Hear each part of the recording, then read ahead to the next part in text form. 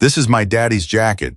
He told me if I was ever in trouble, find people wearing this patch. Please, please help me." She was 20 years old, standing alone on a highway, shaking so hard she could barely breathe, and she had just stepped directly in front of 18 Hells Angels motorcycles traveling at full speed.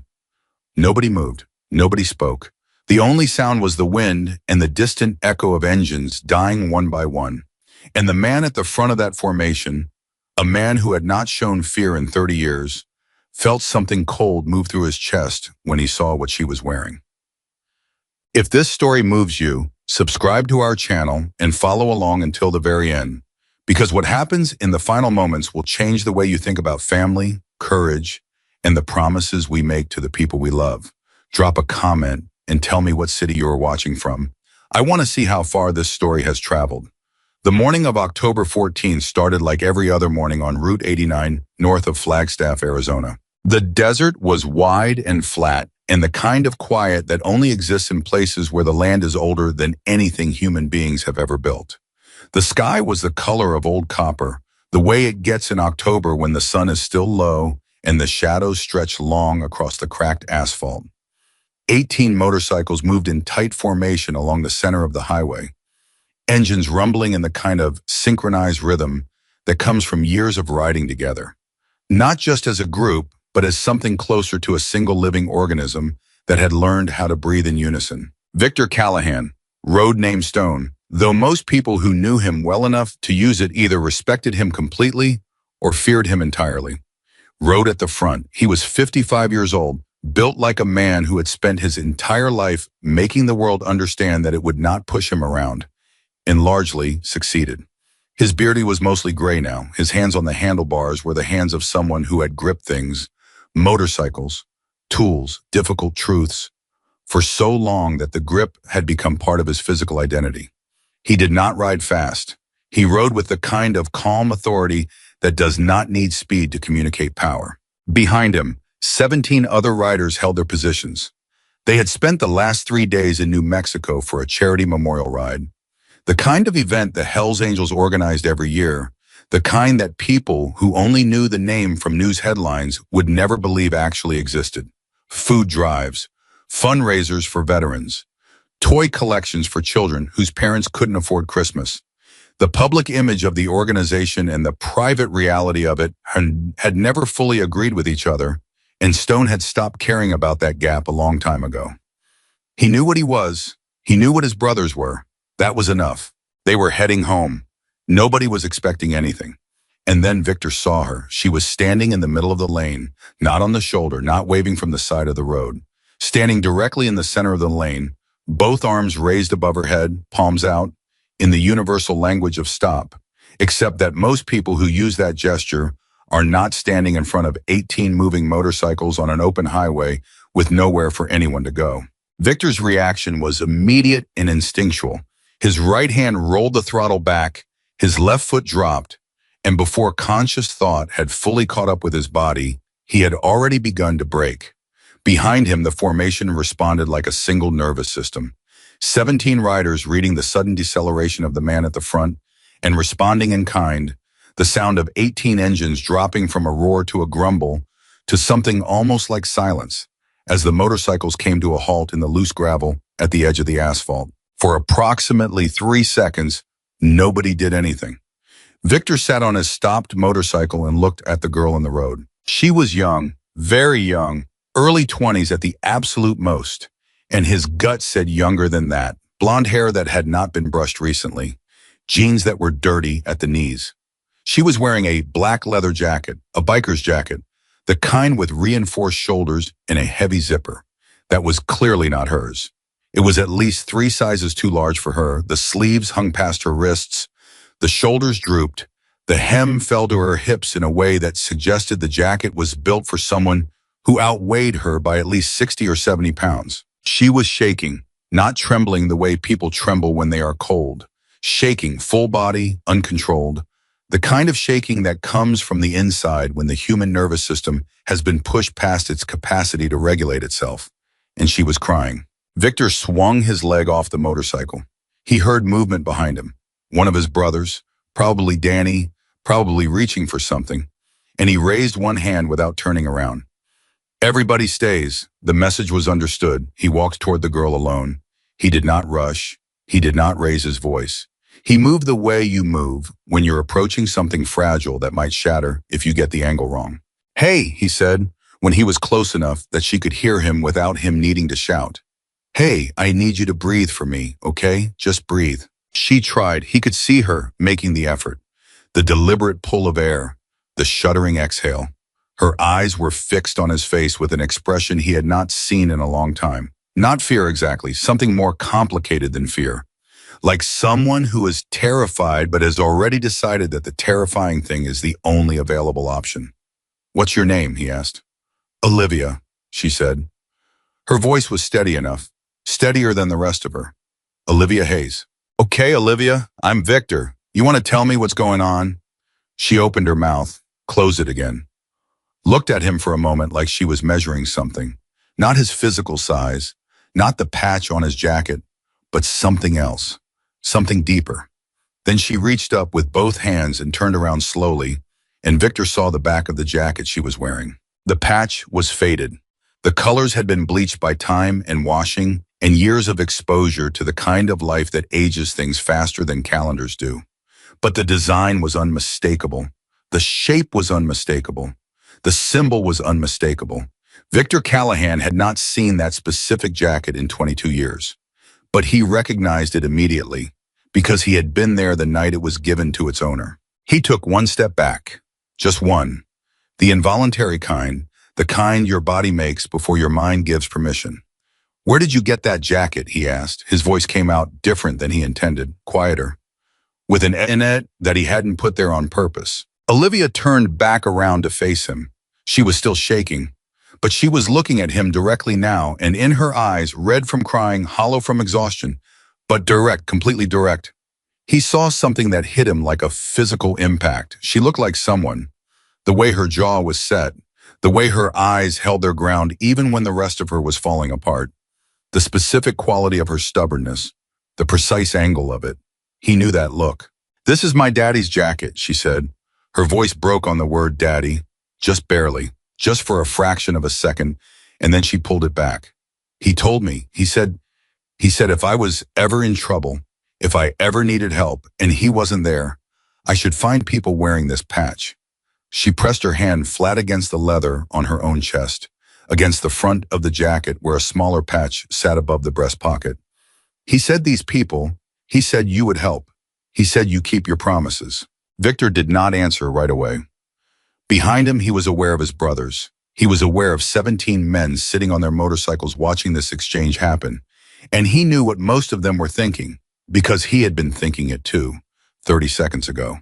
Trap, set up, someone looking for trouble. But the jacket changed everything. "What's your father's name?" he asked. Olivia took a breath. "Michael Hayes, but..." She hesitated. "But he said you might know him by something else. He said his road name was Ghost." The silence that followed was different from the silence that had existed before. From behind, Victor came the sound of a kickstand going down. Then another, then three more, quick succession. He didn't turn around. He kept his eyes on Olivia Hayes.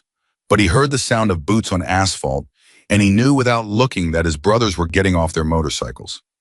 Not to surround her, not to threaten, because they had heard the name, because some of them had known Ghost.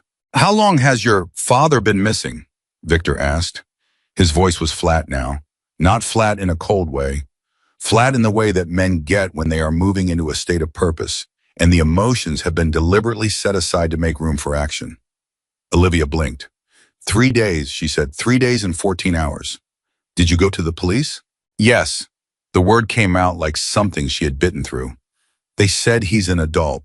They said adults have the right to leave. They said there's no evidence of foul play, and I should..." Her voice cracked again, and this time she let it. "They told me to go home and wait." Victor looked at her for a long moment, then he turned around. Danny Reeves was standing 3 feet behind him.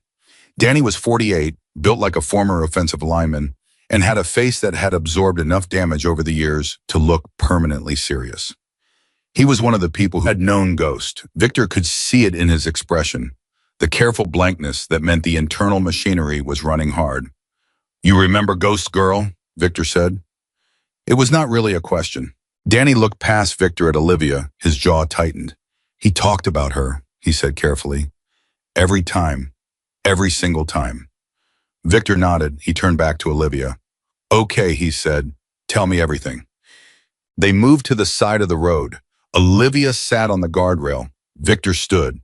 Three of his brothers stood in a loose semicircle, not crowding her, not looming, just present in the way that men stand when they have decided something is their business.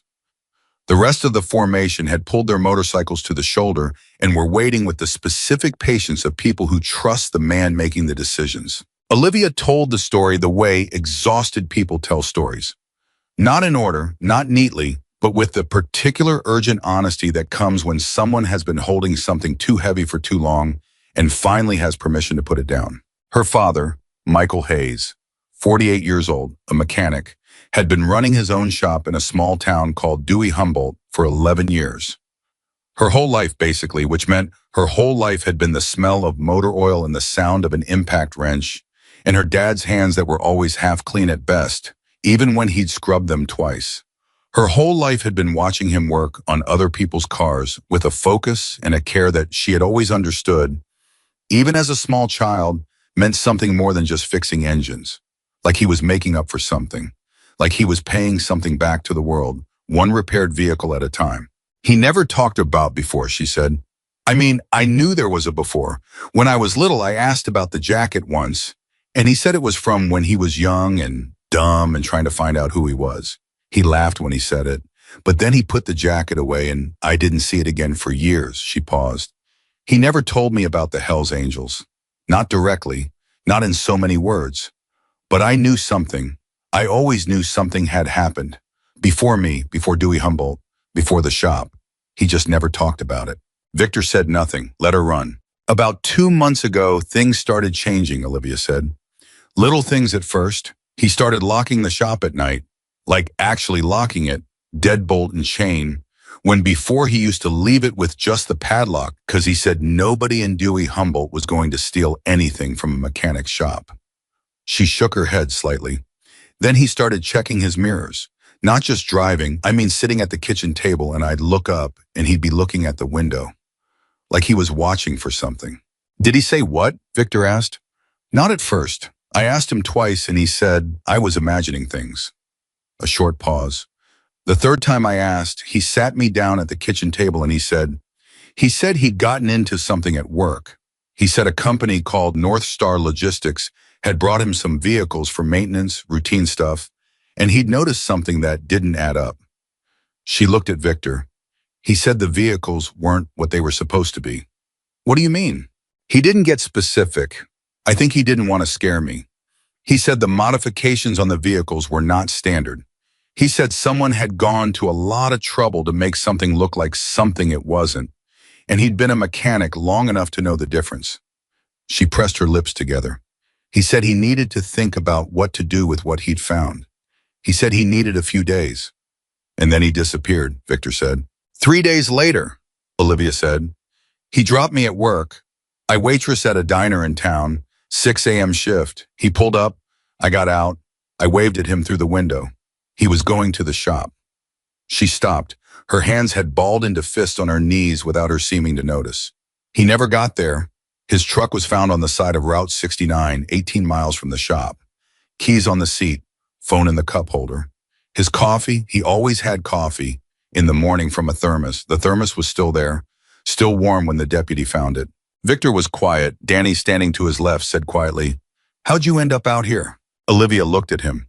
"When the police told me there was nothing they could do, I went home, and I couldn't sleep, and I sat in his room for a long time, just trying to think like him, I guess, trying to figure out what he would have done. And I went through his things. I wasn't going through them to snoop. She stopped, started again. "I found the jacket. It was in the back of his closet in a garment bag, and there was a note with it." "What did the note say?" Victor asked. She reached into the pocket of the jacket and pulled out a folded piece of paper. Victor reached for it, but she pulled it back slightly. Not aggressively, just instinctively. The way people hold on to the last thing that connects them to someone they've lost. He waited. She unfolded it herself and read it aloud. Livy, if you're reading this, then things went the way I was afraid they might go. I'm sorry. I tried to keep this away from you. Put on the jacket and find a Hell's Angels chapter. Show them the patch on the back. Tell them Ghost's daughter needs help. They will know what to do. Trust them. I would not send you to anyone I did not trust completely. I love you. Don't be scared. You are braver than you know. Dad. The paper shook in her hands, just slightly. Victor looked at the note for a long moment. Then he looked at Olivia. Then he turned around and looked at Danny, and the look that passed between them contained an entire conversation that neither of them needed to say out loud. Where did you find us? Victor asked. How did you know we'd be on this road? Olivia folded the note carefully and put it back in the pocket. I looked up the chapter. I found out about the memorial ride in New Mexico. There was a post about it online. I figured you'd be coming back through Flagstaff on Route 89. I've been on this highway since last night. I slept in my car on the shoulder about 2 miles back. She met his eyes. I wasn't going to leave. Victor Callahan had been riding with the Hells Angels for 31 years. He had been in situations that most people who have led comfortable lives cannot imagine. He had made hard decisions and lived with the weight of them and learned how to carry that weight without letting it change his gait. But in that moment, looking at this 20-year-old girl who had slept in her car on a desert highway because she refused to give up on her father, he felt something in his chest that he had not felt in a very long time. Something that felt a lot like the recognition of a specific kind of courage. All right, Olivia, he said. He kept his voice even, but he didn't try to empty it of everything. We're going to figure this out. He turned around. 17 men were watching him. Some of them had known Ghost. Some of them had only heard the name as part of the chapter's history, the way chapters carry their history. Not in documents, not in official records, but in the specific way older members talked about certain people.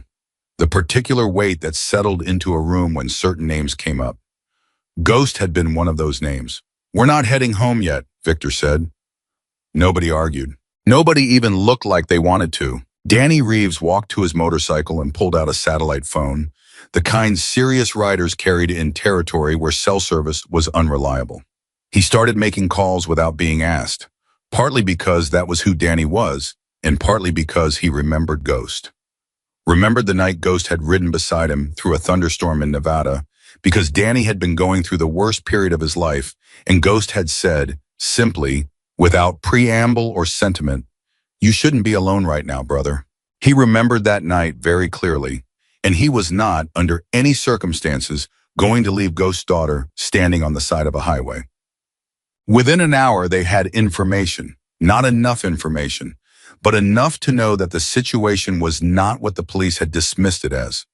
One of Victor's contacts, a man who worked in county records and whose name nobody said out loud in certain company, ran North Star Logistics through several different databases. What came back was complicated in a way that clean businesses are not complicated. The company was registered in Delaware, with a secondary registration in Arizona, with a registered agent whose address turned out to be a mail forwarding service in Scottsdale. The listed officers included 2 names that appeared in no other public records whatsoever. Not a social media profile, not a voter registration, not a property record, not a professional license. 2 names that existed only in the North Star Logistics corporate filing. Ghost-level names, Danny said quietly, looking at the information on his phone. He meant it as a reference to the road name, to the idea of someone who moves without leaving tracks. But he heard himself say it and glanced at Olivia and said, "Sorry." She shook her head. "Don't be. My dad's not wrong when he does things for the right reasons." Victor was reading over Danny's shoulder. "The vehicles they brought to the shop," he said. "Did your father say what kind? What company logo was on them?" Olivia thought. He mentioned they were panel vans, white. He said they had the North Star logo on the side, which was a blue star, like a compass star. He said they were supposed to be supply transport vehicles, like catering or food service. Modified, Victor said. He said the floors were wrong, Olivia said. He said in a legitimate supply transport vehicle, the floor weight distribution is built for a specific load configuration. And these vehicles had reinforced floors with the wrong distribution pattern. like they'd been built to carry something that needed to be hidden in the structure of the vehicle rather than loaded in the back. Victor looked at Danny. Danny looked at Victor. Between them passed another of those conversations that didn't require words. How many vehicles? Victor asked. He mentioned at least 6, Olivia said. He said the company had been bringing them in over about 3 months, a couple at a time. Routine maintenance, oil changes, tire rotations. The kind of thing you'd do to keep vehicles looking legitimate and roadworthy. She paused. He said at first he didn't think anything of it, but after the 4th visit, he started paying more attention. He said the modifications were professional, not amateur. He said somebody with real resources had done this work. He documented? He must have, she said. He said he'd found something dangerous. He wouldn't have used that word if he hadn't found something concrete. She hesitated. His note said to trust you. He didn't say to look for evidence. But I don't think, she stopped. You don't think he'd disappear without having a plan, Victor said. She looked at him. He raised me alone from the time I was 3 years old. He worked 60 hours a week so I could go to a school with a music program because I wanted to play piano. He drove 4 hours a round trip to every single one of my recitals. Every year until I stopped playing in high school. And even then he made me promise to keep practicing for myself because he said talent shouldn't die just because the performance stops. Her voice was completely steady. He did not do anything without having a plan. He did not move in any direction without knowing where the exit was. Victor nodded slowly.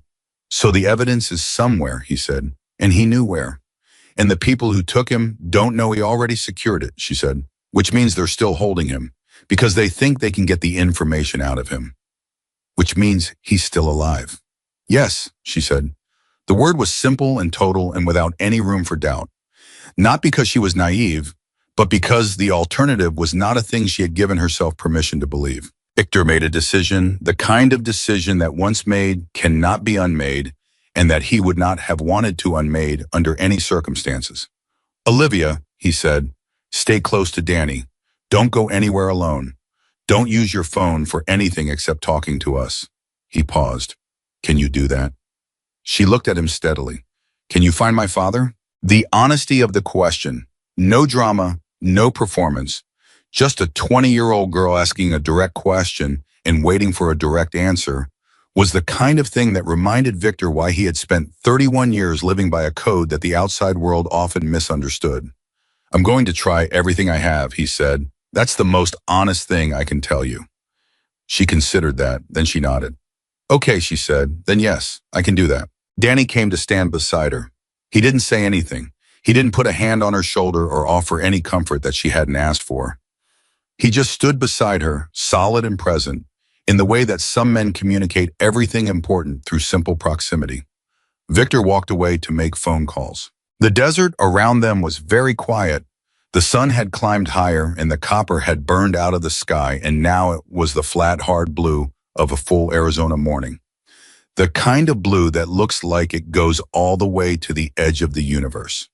Somewhere in that landscape, Michael Hayes, ghost to the people who had known him when he was a different version of himself, when he was young and running towards something he hadn't found yet, was still alive. Victor was certain of it.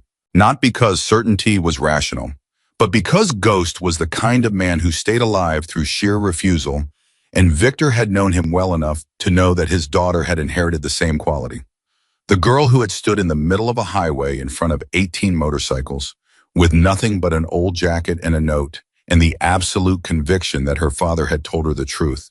That girl was Ghost's daughter all the way down to the bone. And she had just reminded Victor that the most dangerous thing in the world is not a weapon.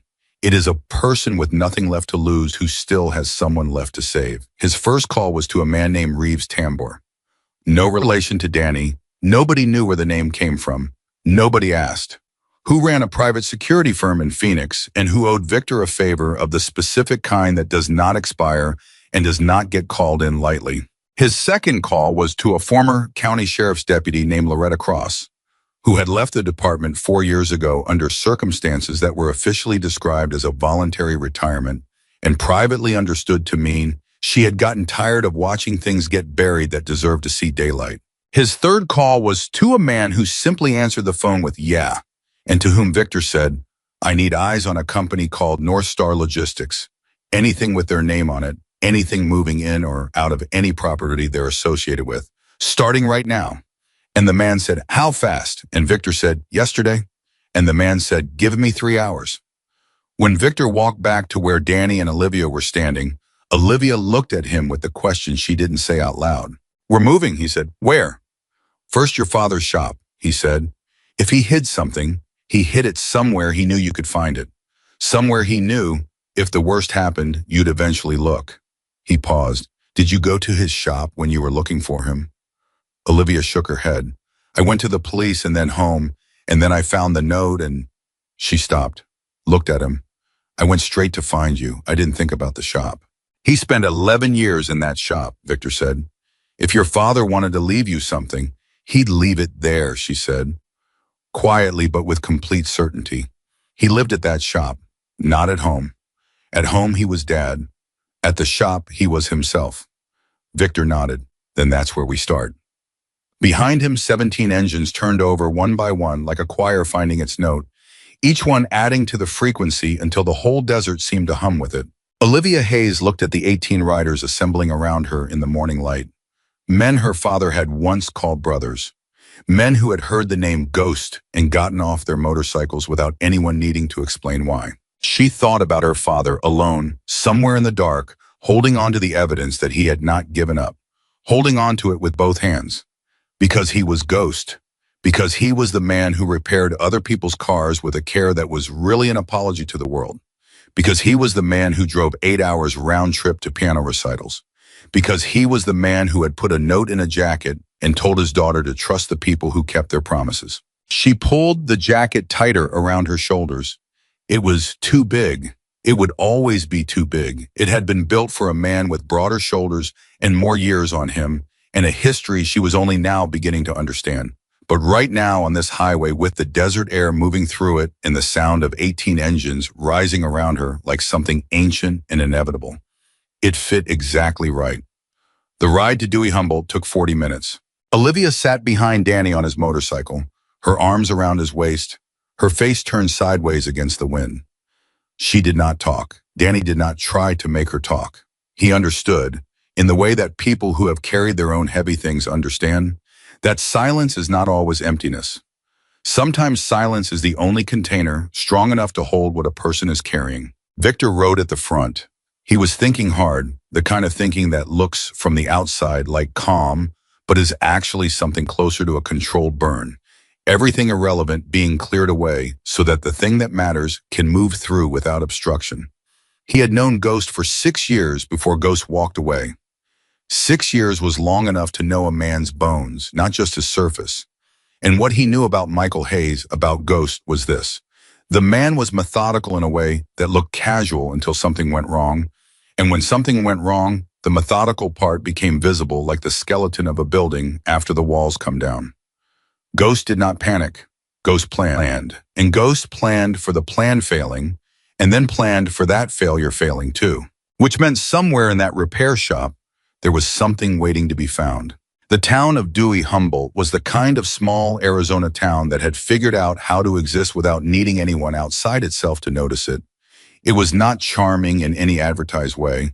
It was functional, quiet, and real in the way that places are real when the people in them are too busy living to perform living for anyone's benefit. Hayes Automotive sat on a county road at the edge of town, a cinder block building with 2 service bays and a small office in the front right corner. A hand-painted sign above the entrance, a parking area of packed dirt, the kind of place that had been there long enough that people had stopped seeing it as a building and started seeing it as a fact. Victor pulled in first. He sat on his motorcycle for a moment, looking at the building without getting off. Behind him, the others pulled in one by one and stopped in a loose arc. Nobody moved toward the building. They were waiting for him.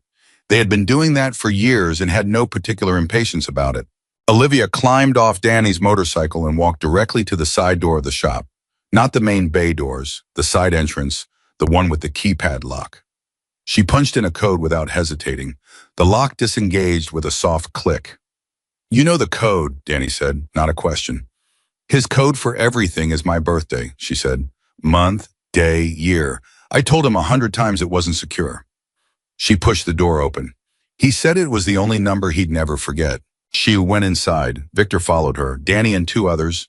Reeves Tambor had arrived by then, driving a truck, a compact man in his mid-50s, with the kind of watchful economy of movement that comes from a career spent in situations where motion at the wrong moment costs too much, followed two steps behind. The shop smelled exactly like what it was, oil and metal, and the particular chemical smell of brake fluid and the dull sweetness of old rubber. The concrete floor had the dark geography of decades of spills. Tools hung on pegboards with the loving organization of a man who had spent years learning that knowing where everything is saves the seconds that later turn out to matter. 3 cars in various states of repair sat in the bays, hoods up, waiting for a man who had not come back. Victor looked around the space. He was reading it the way you read a room when you know the person who lived in it, not looking for anything specific yet, just letting the space talk. She's right, he said quietly to Danny. He lived here. Danny nodded. He had already started moving through the space with a slow, deliberate attention, hands in his jacket pockets, touching nothing. If he hid something, where? Somewhere a mechanic hides something, Victor said. Meaning not obvious, Danny said. Meaning built in, Victor said. Meaning part of the structure. Olivia had gone to the small office in the corner. She was going through her father's desk not with the frantic energy of someone searching desperately, but with the focused quiet of someone who knew the man who had sat at that desk and was trying to think like him. She opened the center drawer, the side drawers, the filing cabinet behind the desk. She went through everything with her hands in her eyes, and then she sat in his chair and looked at the desktop and was still for a long moment. "What are you doing?" Reeves asked from the doorway of the office. "Sitting where he sits," she said, "thinking about what he sees when he's here." Reeves looked at Victor. Victor gave him a look that said, "Let her work." Olivia's eyes moved around the office.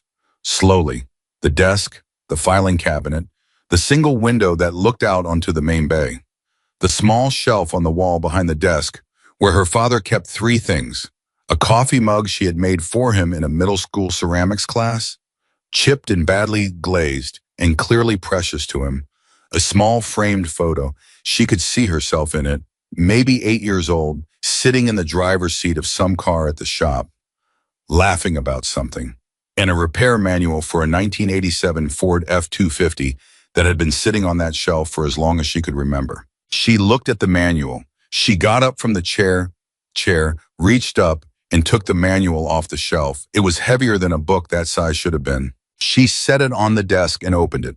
The first 40 or 50 pages were real, actual manual pages, greasy at the corners from use. But somewhere around page 60, the pages changed. They had been cut, carefully, precisely, with a razor or a box cutter. And what remained was a hollow in the center of the book, a rectangular cavity about 8 inches wide and 4 inches deep. Inside that cavity was a USB drive and a folded piece of paper. Olivia's hands were completely steady when she picked them up. She looked at them for a moment, and then she said, loudly enough for everyone in the shop to hear, "I found it." Victor was in the office doorway before she finished the sentence. Danny was right behind him. Reeves came from the bay. Everybody gathered at the edges of the small office space, not crowding in, just closing the distance. Olivia handed Victor the USB drive. She kept the paper. She unfolded it and read it. Her expression didn't change. She had already trained herself, in the last 3 days, to not let her expression be the first thing to communicate bad news. But something in her posture shifted in a way that Victor noticed. "What does it say?" he asked. She read it aloud. Her voice was level. "If you found this, then you found the jacket first, which means you found the people I told you about, which means we're doing exactly what I planned." Good girl. The drive has everything. Documentation of the modifications, photographs, serial numbers from the vehicles, and the addresses of 2 facilities I was able to track from the company's own paperwork. Give the drive to Stone. He'll know what that name means. Tell him Ghost says the debt runs both ways. Tell him I'm sorry I waited so long to say that. And Livy, I'm okay. Whatever's happening right now, I'm okay. I am not going to leave you. I made you a promise a long time ago, and I have never broken a promise to you in your life. I am not starting now. The office was quiet. Victor looked at the drive in his hand. His thumb moved over the plastic casing just once, just briefly, the way you touch something that means more than its physical form. Danny cleared his throat. It was the sound of a large man trying to manage something that had gotten unexpectedly close to something important inside him. He said stone, Danny said. He knew I'd be here, Victor said, not with surprise, with something closer to grief. The good kind. The kind that comes when you realize someone thought about you in their hardest moment. He knew the chapter would answer. He always said that about you, Danny said. He always said, whatever happens, stone comes. Victor looked up. When did he say that? Danny hesitated. Last time I saw him, before he left, we talked. I tried to talk him out of going. He said he had to. He said he had a daughter and he needed to give her something different. He paused. I told him he was making a mistake. He said, Danny, the mistake is the thing I haven't done yet. I never fully understood what he meant. I think I understand now, Olivia said quietly. Both men looked at her. He meant me, she said. The mistake he hadn't made yet was not having me, not raising me, not choosing that life over the other one. She held her father's note in her hands. He didn't leave because he was ashamed of you. He left because he loved something more. Nobody had an answer for that. It was not the kind of statement that needed one. Victor closed his hand around the USB drive. Reeves, he said, I need that drive read. I've got a guy, Reeves said immediately. 60 minutes. 40, Victor said. 50, Reeves said without apology. He's good, not magic. Fine, 50. Victor looked at Olivia. You eat anything today? She blinked. The question was so far from what she had been thinking about that it took her a moment to translate it. No, Danny, Victor said. On it, Danny said. Oh, and he was already moving toward the door to find food like a man who understood that keeping a 20-year-old girl functional for what was coming was now a tactical priority. Olivia looked at Victor. You knew him well, she said. My dad, you knew him. Yes. Tell me something about him, she said. Something I don't know, something from before. Victor looked at her for a moment. He was not a man who was loose with personal history, not his own, not other people's. But she was asking with the specific desperation of someone who needs to believe that the person they love has always been worth loving, and he understood that need completely. The first time I met your father, he said, he fixed my motorcycle on the side of the highway in the middle of the night with a set of tools that weren't even the right tools for the job. He improvised with what he had. He made it work. And when I offered to pay him, he said, buy me a coffee and we're even. He paused. I thought he was joking. He wasn't. He didn't do things for payment. He did them because they were the right thing to do in that moment. He looked at her steadily. You understand what I'm saying? He's the same, Olivia said. He's exactly the same. I know, Victor said. I could see it the second I saw you. That was the moment something changed in Olivia's face. Not collapse. She was past the point where collapse was available as an option, but the very specific look of someone who has been carrying something completely alone and has just been told for the first time that they do not have to carry it alone anymore. It was a small shift, almost invisible, but Victor saw it and he filed it away in the part of his mind that kept track of the things that mattered. Okay, she said, what do we do now? Now, he said, we find out what your father found. Reeves was back in 20 minutes, not 50, because the man he called was not at the office he called him at. He was already in Prescott, which was 40 minutes from Dewey Humboldt, which meant he could be there in 20 if he drove the way Reeves knew he drove. His name was Carl Witten, and he was a former federal IT contractor who had left the government with an ambiguous exit story and a very unambiguous set of technical skills. He drove a 15-year-old sedan that looked like it belonged to someone's retired accountant uncle and contained in its trunk equipment worth more than most people's houses. Carl sat in the office with a laptop and 2 additional drives and a portable signal scrambler that he set up without explanation and without waiting to be asked. He plugged in Michael's USB drive. He looked at the screen. He was quiet for about 90 seconds. Then he said, your guy is thorough. How thorough? Victor asked. Photographs of all 6 vehicles, exterior and interior. Close-up documentation of floor modifications with dimension measurements. The guy used a tape measure and wrote everything down in the photos like he was presenting evidence in court. Carl paused. Serial numbers off the vehicle frames, not the VIN plates, which can be swapped. The actual chassis serials, which means he knew the VIN plates might be false. He looked up. Where did you say this guy worked? He's a mechanic, Victor said. Carl looked at him. He's not just a mechanic, he said. He either had training in evidence documentation, or he's extremely smart and extremely careful. This is professional level chain of custody work. Danny from the corner said quietly. Ghost always played the long game. Carl turned back to the screen. There's more. He tracked the vehicle registration through the company paperwork. Apparently he had access to the company service records, which they left with him for maintenance purposes. He cross-referenced the vehicle registrations against property records in 2 counties and identified 2 addresses where North Star vehicles were consistently logged. He looked up again. One is a warehouse in the industrial district south of Prescott. One is an old agricultural facility off Highway 69. Victor and Danny looked at each other. Highway 69, the road where Michael's truck had been found. The agricultural facility, Victor said. Distance from where his truck was found? Carl pulled up a map, about 4 miles east.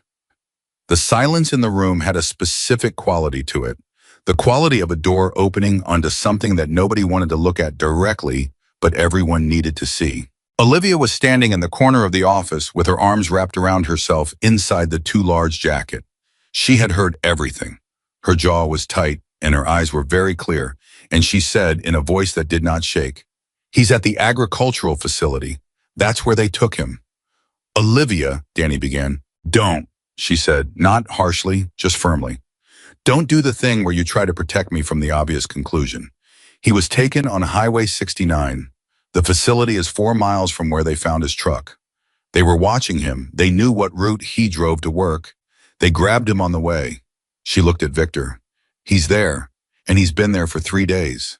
Victor looked at her. He did not tell her she was wrong, because she wasn't wrong and he had too much respect for her to offer her the comfort of a false uncertainty. Carl, he said, what do we know about the facility? Carl was already searching. Agricultural property listed as inactive. Last active agricultural registration was 8 years ago. Current ownership is a shell company registered in Nevada. Different name than North Star, but the registered agent is the same mail forwarding service in Scottsdale. He looked up. Whoever set this up, they know how to use paper to create distance, but they didn't fully clean the thread between the properties. Because they didn't think anyone would pull the thread, Victor said. Because your mechanic wasn't supposed to have time to document what he found, Carl said. They moved on him 3 days after he took the maintenance contract. That's fast. Someone inside the company was watching for exactly this kind of thing. He paused, which means they knew he was looking.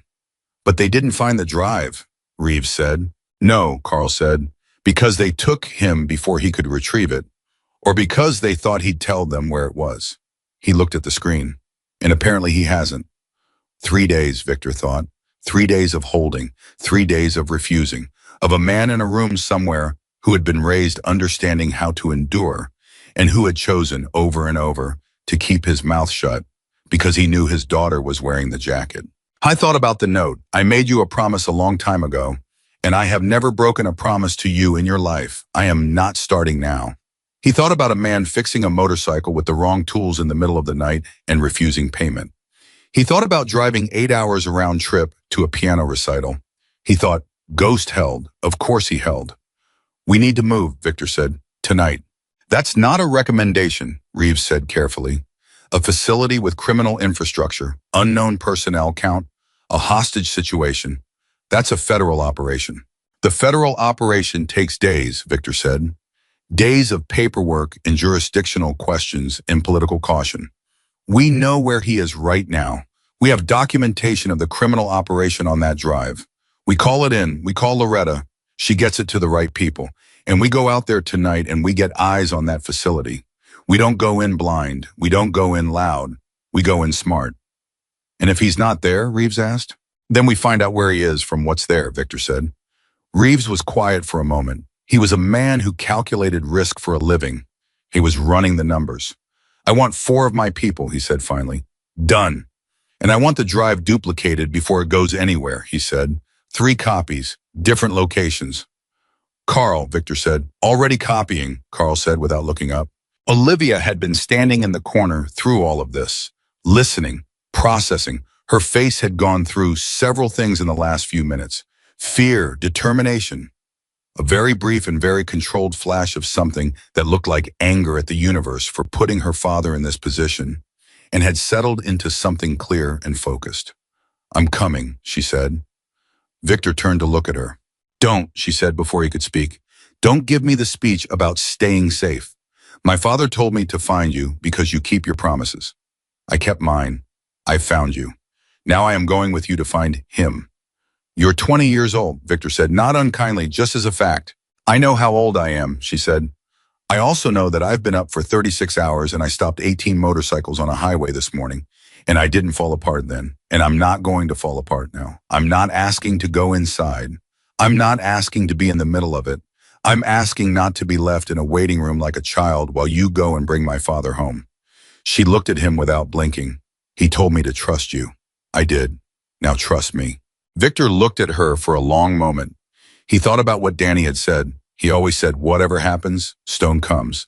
He thought about Ghost, 22 years ago, saying, buy me a coffee and we're even. I thought about the daughter of a ghost, standing in a dead man's office in a jacket too big for her shoulders, asking to be trusted. You stay with Danny, he said. You don't move without Danny. You don't make decisions without checking with Danny. The second it goes sideways, Danny gets you out. You agree to all of that, every single word. She looked at Danny.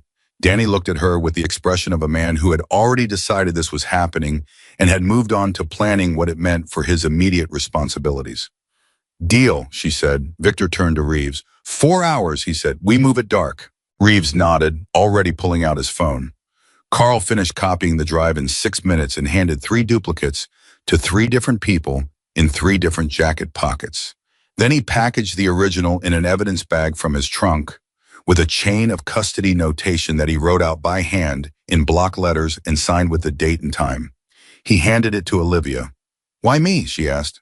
Because if anything happens to any of us tonight, you're the one person in this building who isn't legally complicated, he said, and because your father clearly trusted you with the hard part. She looked at the evidence bag in her hands. She thought about her father at his desk in this room, sitting where she had sat an hour ago, cutting pages out of a repair manual with careful, precise cuts, making sure the evidence was exactly right, documented correctly, positioned so that the people who needed to find it could find it, thinking about her, doing all of it for her and for the people the criminal network had hurt, and for the mechanic's sense of right and wrong that had apparently survived 22 years of a quiet life completely intact. She put the evidence bag in the inside pocket of the jacket, against her chest, close to the faded patch on the back that she couldn't see but could feel the weight of, the way you feel the weight of things that have history sewn into them. Danny appeared at the door with 2 sandwiches and a bottle of water that he had gotten from somewhere, without announcing he was going and without being asked twice. He handed her one without ceremony. She took it. She ate it standing up in her father's shop, surrounded by 18 men who had known a younger version of Michael Hayes. Ghost. The man who vanished and reappeared across 2 decades in a faded leather jacket, and was just now starting to understand that the father she had grown up with and the man her father used to be were not 2 different people. They were the same person. The same person who fixed things with the wrong tools. The same person who refused payment. The same person who documented evidence in a hollowed-out repair manual with the precision of someone who had always known that the truth, properly preserved, was the most powerful thing in the world. She finished the sandwich. She drank the water. She looked out through the window at the men moving around the exterior of the shop, making preparations and phone calls in the quiet logistics of people who had done difficult things before and knew how to be ready. Then she looked down at the jacket sleeve hanging past her wrist. She pushed the sleeve up. She straightened her shoulders. She said to nobody in particular and to everybody at once, "Let's go get my dad." Nobody said anything dramatic in response. Nobody needed to. Victor, walking past toward the bay doors, simply put one hand briefly on her shoulder as he passed. A single point of contact, 2 seconds, the weight of a man's full acknowledgement, and kept moving. That was enough. In 3 hours and 47 minutes, they would be outside an abandoned agricultural facility on Highway 69, 4 miles from the place where Michael Hayes' truck had been found with his coffee still warm in the cup holder. And somewhere in that building, Ghost was still holding. He had been holding for 3 days. He was going to hold a little longer, because he had promised. The drive to Highway 69 took 51 minutes, and nobody talked much. Olivia sat in the back of Reeves's truck between Danny and a man named Sal, who worked for Reeves's security firm and had the specific quality of stillness that people develop when they have spent years in situations where moving at the wrong moment has consequences.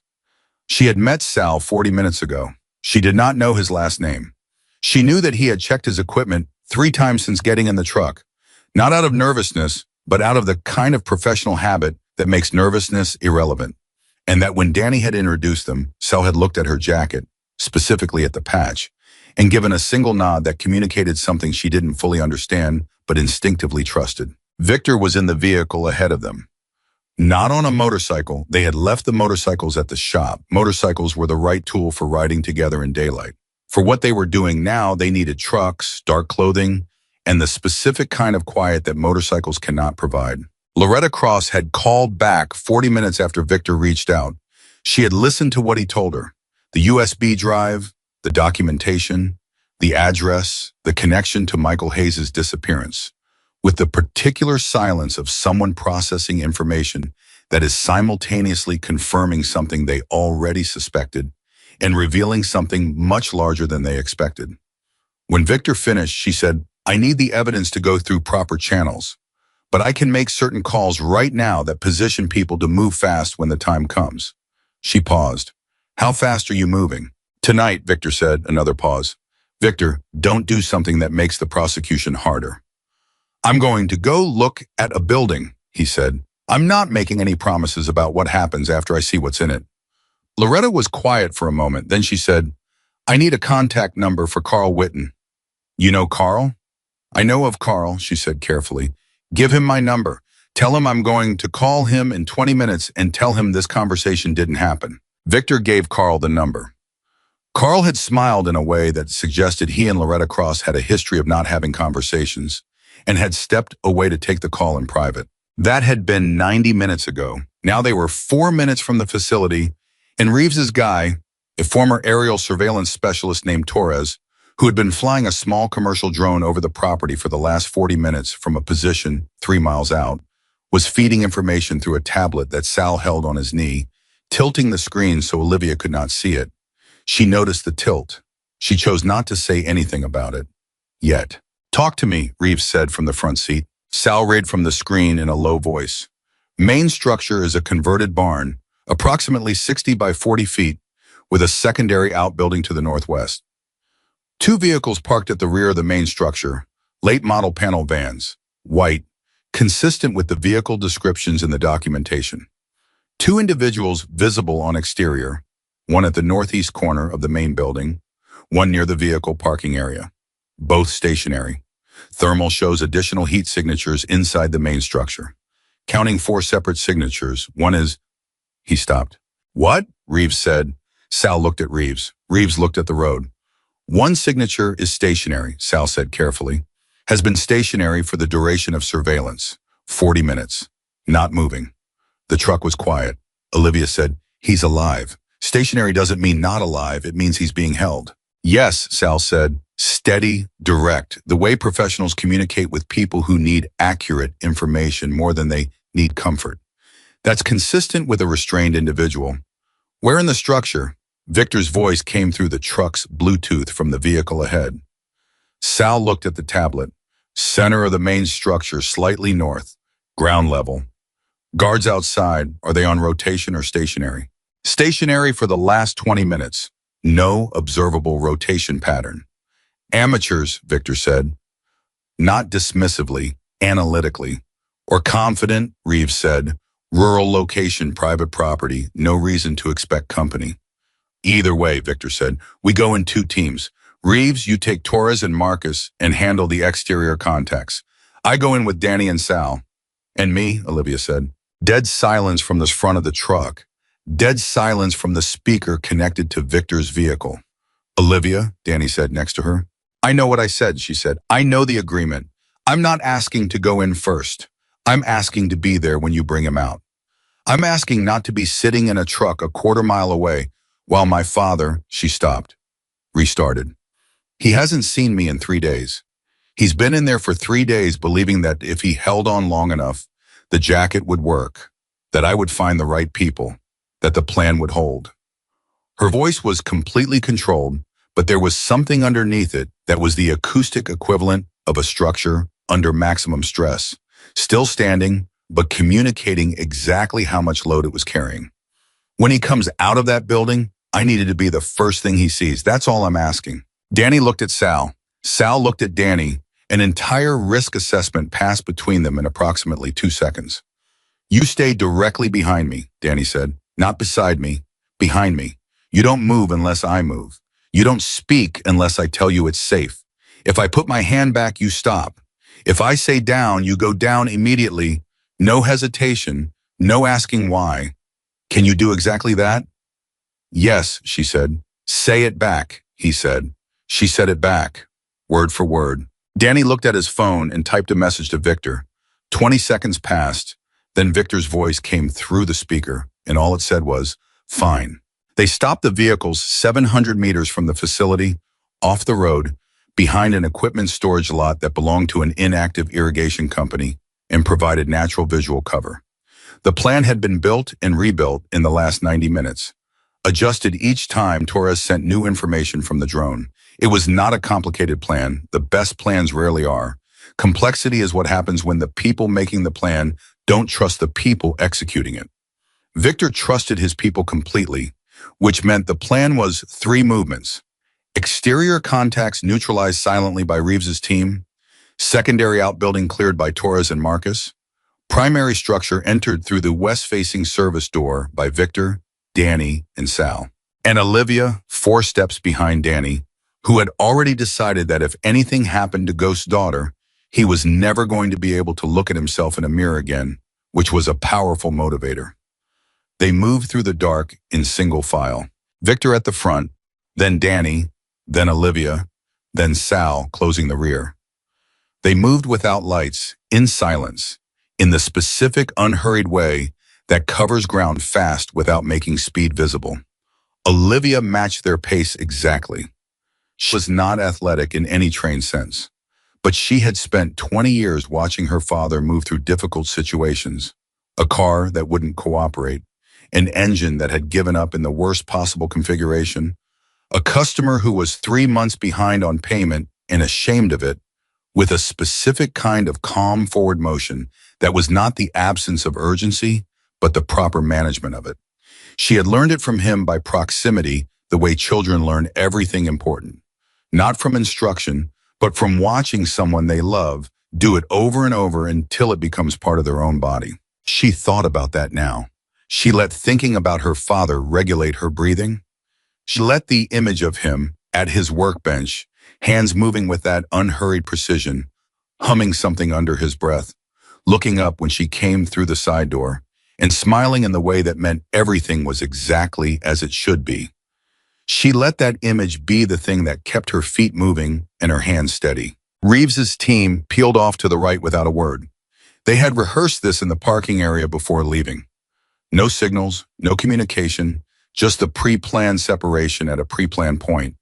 In the dark, they were simply gone, and then there were 4, moving toward the west side of the main structure. They were 30 meters out when Victor raised his fist. Everyone stopped. Olivia stopped. Victor held the position for approximately 10 seconds.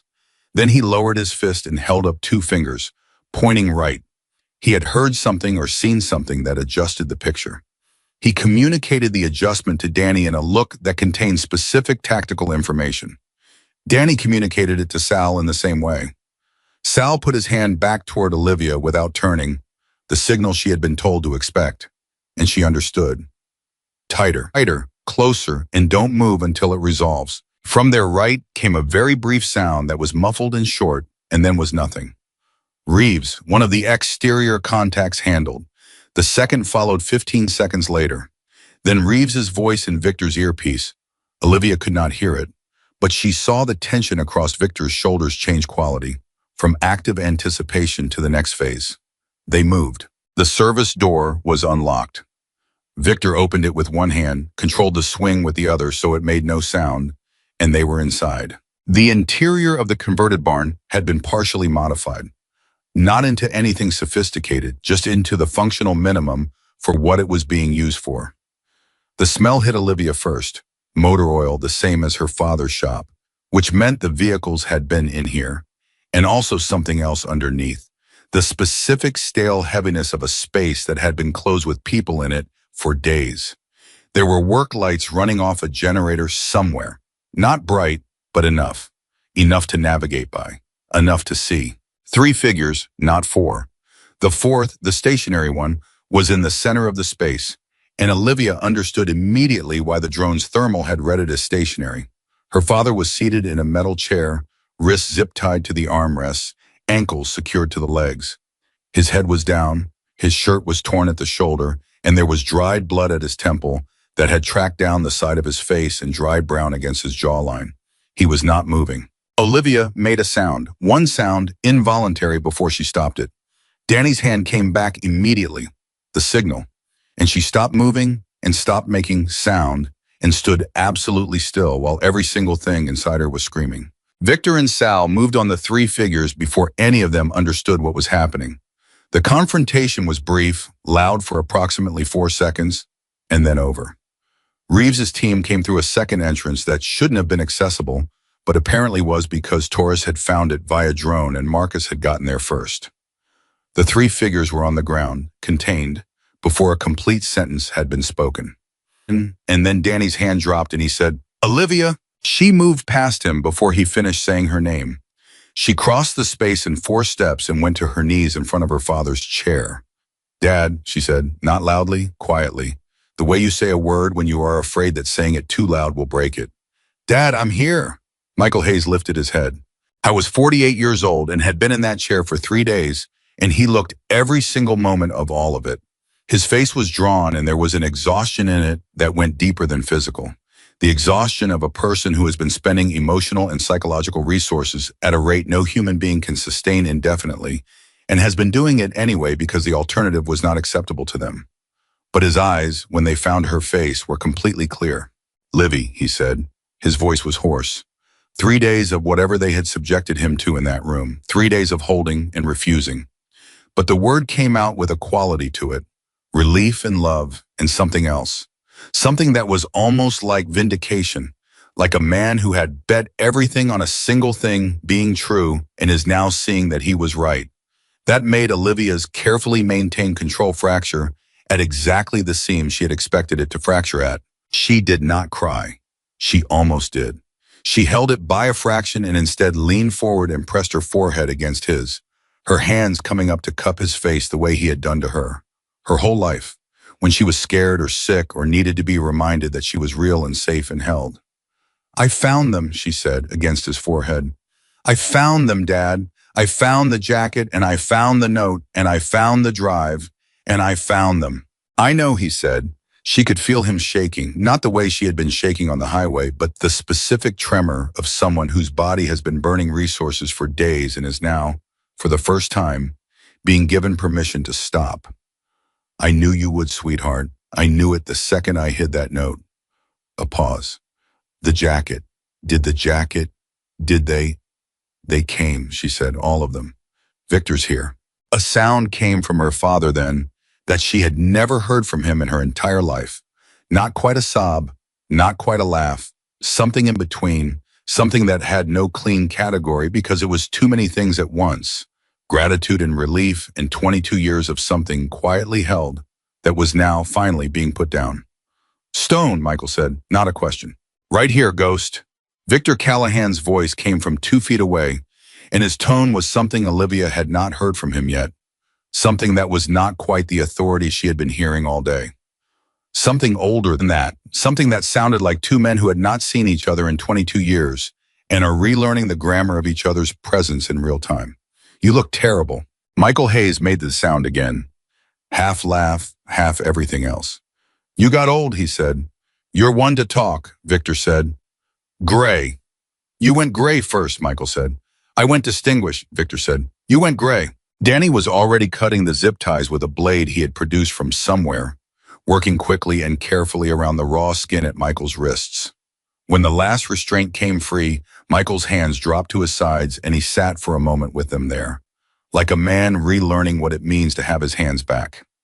Olivia wrapped both of her hands around his right hand, just held it. He turned his hand over and held hers back. She could feel his grip, still strong, still the grip of a man who had spent decades working with his hands, despite everything, despite 3 days. They didn't break you, she said quietly. No, he said simply, as if breaking had never been a realistic option. They didn't break me. They asked about the drive? Every day, he said. Every day and twice on the second day. He looked at her with something that was almost amusement underneath the exhaustion. I told them I didn't know what they were talking about. And they believed you? Probably not, he said. But not believing me and being able to do anything about it are two different problems. Reeves appeared at Victor's shoulder. We need to move, he said. His voice was controlled but had an urgency in it that hadn't been there before. Torres just flagged something. A fourth vehicle just turned onto the access road. Not one of ours. Victor's posture shifted immediately. Time? 3 minutes, maybe less. Victor looked at Michael. Can you walk? Michael Hayes looked at his daughter, and then at Victor, and then at Danny, and then at the room around them. The space where he had spent 3 days refusing to give up the thing that was supposed to protect innocent people. And he said, I can walk. Danny, Victor said. Danny got Michael's right arm over his shoulders. Michael stood on his own legs, unsteady for exactly 2 seconds, and then steadied. His jaw tightened. His eyes cleared. The mechanic who had spent 22 years quietly paying back his debt to the world reset himself, in the way of men who have learned that the body is an instrument and the mind is the musician. And he said, let's go. They moved. Fast this time. No measured pace. No careful quiet. Sal had the rear door open. Reeves' team was already outside, repositioning. Torres, via Sal's earpiece, was tracking the incoming vehicle and narrating its approach in the flat, efficient voice of someone whose job is to take the chaos out of information. Vehicle stopped, Sal said suddenly, relaying, 60 meters from the building. Engine off. They saw something, Victor said. Or they're being cautious. Or they're calling someone, Reeves said. Move faster, Victor said. They moved faster. Michael's stride lengthened. Olivia stayed on his left side, not holding him up. He did not need holding up, but present, just present, her shoulder against his arm, the jacket she was wearing brushing against his sleeve with every step. They were 20 meters from the vehicles when Michael said under his breath, Livy. Yeah, Dad. The jacket. She could hear something in his voice. Does it still? Is the patch still? It's there, she said, faded but there. He was quiet for 3 steps. Then he said, I wore that jacket for 6 years, and I told myself for a long time that the life I had before you was just a thing that happened, a version of me I'd put away. He paused. His breathing was controlled but working. I think I was wrong about that. Which part? The putting away part, he said. You can't put away who you were. You can just add to it, build something on top. The foundation is still there. Another pause. The foundation was always there. They reached the vehicles. Danny got Michael into the backseat of Reeves's truck. Olivia got in beside him. Danny closed the door. From the direction of the building came 2 brief sounds that Olivia chose not to analyze too carefully. Then Reeves was in the driver's seat and they were moving. For 30 seconds, no one spoke. Then Victor's voice came through the Bluetooth from the vehicle behind them. Loretta's people are at the property entrance, he said. Loretta moved faster than expected. How? Reeves asked. Because Carl called her the moment we left the shop, Victor said. He gave her the evidence. She had a federal contact standing by. They were ready before we got here. Olivia processed this. You knew, she said. You knew Loretta was coming. I hoped she'd be fast, Victor said. She was faster. So the people in the building are going to have company very shortly, Victor said. The kind of company that has badges and warrants. Michael in the seat next to Olivia let out a slow breath, the kind of breath that carries 3 days of weight on the exhale. The network, he said. The evidence on the drive, it's enough? Carl says it's more than enough, Victor said. He says you built a chain of custody that would make a federal prosecutor cry with happiness. Michael was quiet for a moment. I had time, he said. When the North Star people first came to the shop, I had time. I knew I needed to make it right. I knew if I documented it correctly, he stopped. There are families, he said, missing people. I found references in their paperwork to transport routes and dates. There are families who have been waiting for answers. Olivia reached over and took his hand again. He held on. You did it right, she said, all of it. The documentation, the drive, the note, the jacket. She paused. You did every single bit of it exactly right. He looked at her, in the dark of the moving vehicle, with the Arizona night outside the windows and the sound of the engine and the warmth of being in a car moving away from the place that had held him. Michael Hayes looked at his daughter with the specific expression of a man who has been alone in a room for 3 days and has discovered, in that room, exactly what he is made of. And what he discovered was this. He was made of her, of the decision to raise her, of every drive to every recital and every late night in the shop and every birthday code and every jacket put carefully away in a garment bag against the specific day when it might be needed. You found the book, he said, the F-250 manual. First place I looked, she said. I figured, he said, and he smiled. The first real smile, the one that reached his eyes, the one she had been seeing her whole life, the one that meant everything was exactly as it should be. You always did know how I think. Behind them at the facility they had just left, Loretta Cross's federal contacts were securing the property. The 3 individuals that Victor's team had left there were being detained. The vehicles were being cataloged. The hidden compartments in the floors were being documented by people with cameras and badges and the specific authority to transform what Michael Hayes had built alone in a shop into something that could put people away for a very long time. And in the back seat of a truck on Highway 69, a father and daughter held hands in the dark. The jacket lay across Olivia's lap where she had shrugged it off her shoulders, the faded patch face up, the worn leather catching what little light came through the windows. Michael looked at it. He reached over with his free hand and touched the patch, one finger running along the edge of it, the way you touch something you haven't held in a very long time. I used to think leaving was the brave thing, he said. What do you think now, she asked. He looked at her. I think staying was the bravest thing I ever did, he said. Staying for you, building something that could hold. He looked back at the jacket. And I think sending you to find these people instead of disappearing and hoping for the best, I think that was the second bravest thing. Because it meant trusting me, she said. Because it meant trusting you, he agreed.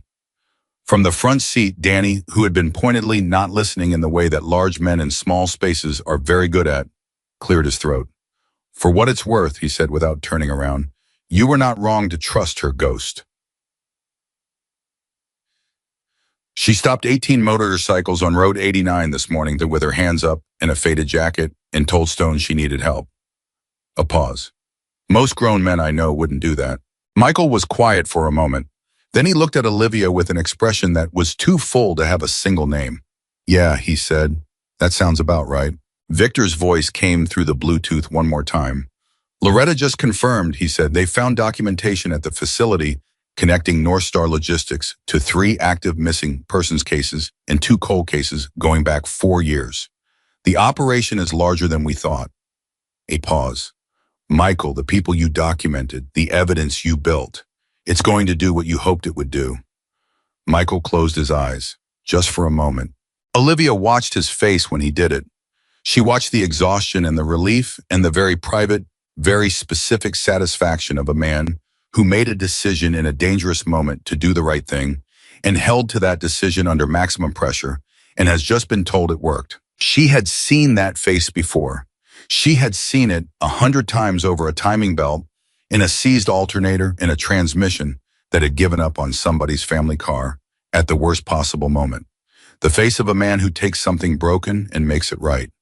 She thought he has always been exactly this person. She had just never known all the ways it expressed itself. Stone, Michael said, opening his eyes. Yeah, Victor said. Thank you. A pause, then quieter. I'm sorry it took 22 years to be worth a thank you. Don't be sorry, Victor said. Just buy me a coffee. Michael laughed, a real one this time, full and genuine and so familiar that it hit Olivia somewhere directly behind her sternum, because she had heard that laugh her whole life and had spent the last 3 days believing she might never hear it again. Yeah, Michael said. Yeah, I'll do that. They drove. The desert was dark and wide and full of the particular silence that exists in places where the stars are still visible, and the 6 vehicles moved through it in a loose convoy with no ceremony and no announcements and no particular sense of triumph. Just the specific gravity of people who have done a difficult thing and are now in the process of returning to the world with what they went to find. In the back of the truck, Olivia held her father's hand. He held hers back. The jacket was on her lap. And Michael Hayes, Ghost, the man who had walked away from one life and built another life out of the best materials he had, which turned out to be more than enough, was exactly where he had promised he would be. With his daughter, not leaving, not now, not ever. They took Michael to the hospital in Prescott first, because Victor said it was not a negotiation, and Michael tried to say he was fine, and Victor looked at the dried blood on his temple and the raw skin around his wrists and said, "Ghost, don't make me carry you." And Michael looked back at him for a moment with the expression of a man who is calculating whether his pride is worth the argument, and decided it was not. Olivia sat in the emergency waiting area for 2 hours and 17 minutes. Danny sat beside her. He did not try to fill the silence with conversation, and she did not try to fill it either.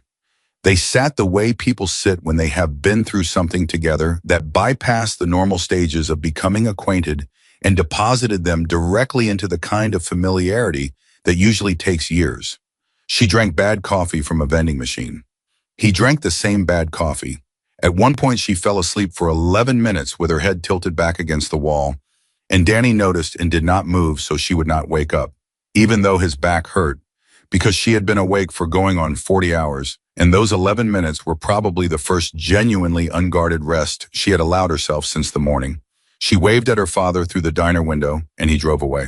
When she woke up, she looked at him immediately, not disoriented. She had not fallen deeply enough for disorientation. Just a quick surface sleep, the kind the body grabs when someone else is standing watch. "Anything?" she asked. "Doctor came out 20 minutes ago," he said. "Concussion mild, 2 cracked ribs, bruising consistent with..." He stopped, started again with slightly different words. "He took some hits, nothing broken that won't heal clean. They're keeping him overnight for the concussion monitoring." She absorbed that. He didn't tell them what the injuries were from. "He told them he was in an accident," Danny said, "which is technically not wrong depending on your definition of accident. The federal investigators are going to need a statement." "Loretta's handling the coordination," Danny said. "She's good at that. She knows how to make things happen in the right order. So the right people get credit and the right information lands in the right places without creating legal complications for anyone who doesn't deserve legal complications." Olivia understood what he meant. She nodded. Then she said, "Victor." "He's outside," Danny said. "He's been on the phone since we got here." She stood up. "I'm going to go see my dad, and then I want to talk to Victor." "He'll be outside," Danny said again. Michael was in a room on the 2nd floor. He had been cleaned up and examined and given something for the pain that had softened his edges slightly. Enough that when Olivia came through the door, he looked for a moment like the father she had grown up with, rather than the man she had found in that chair 3 hours ago. The dried blood was gone. His wrists were bandaged. He was sitting up, not lying down, because he was Michael Hayes, and lying down in a hospital bed, when he was technically capable of sitting, was apparently not something he was willing to do. She sat in the chair beside the bed and looked at him. He looked back at her. "2 cracked ribs," she said. "I've cracked ribs before," he said. "Dropped an engine block on myself in 2009. These are nothing. Mild concussion. Also nothing. Dad." "Livy." She pressed her lips together. There were things she needed to say that she had been organizing for the last 3 hours. And now that she was in the room with him, and he was alive and cleaned up and sitting up, the organization broke down completely. Everything she had been holding in a controlled structure for 40 hours wanted to come out at once. And the only thing stopping it was the specific kind of stubbornness that she had, apparently inherited directly from the man sitting across from her. When you put that note in the jacket, she said, her voice was steady. When you planned all of it, the manual, the drive, the note, did you know when you were planning it? Did you know how bad it was going to get before I found you? Michael was quiet for a moment. He was looking at his bandaged wrists on the bedsheet in front of him. I knew it was possible, he said carefully. I knew the people behind North Star were not going to be understanding about a mechanic who had looked too closely at their vehicles. And I knew, he stopped. I knew I had maybe a day or two between when they figured out I was documenting and when they moved on me. I didn't think they'd move as fast as they did. I thought I had more time. You could have called someone, she said. You could have called me. And said what? He asked. Livy, I've discovered a criminal operation and I need you to hide. Come home immediately and lock the doors. Come home. And what? You're 20 years old. You waitress at a diner in Dewey Humboldt. What was I supposed to do? Put you in the middle of it? You put me in the middle of it anyway, she said, just after the fact. After the fact is different, he said. After the fact, the evidence was secured. The documentation was done. The note was written. The jacket was out of the bag. All you had to do was be proud enough to find the right people, and he paused. Something moved through his expression. I knew you would be. I have never once in your life doubted your courage. You could have died, she said, in that building.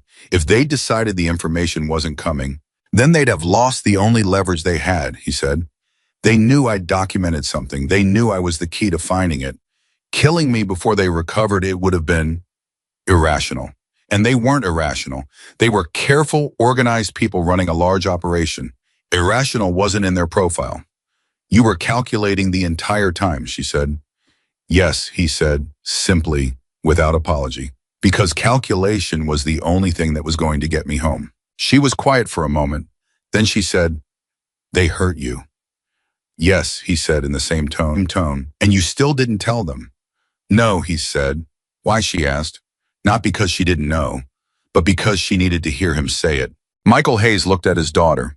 He had the specific exhaustion of a man who has spent 3 days in a chair, holding the weight of a decision against sustained pressure, and the specific clarity of a man who has been through that and knows now with absolute certainty that the decision was right.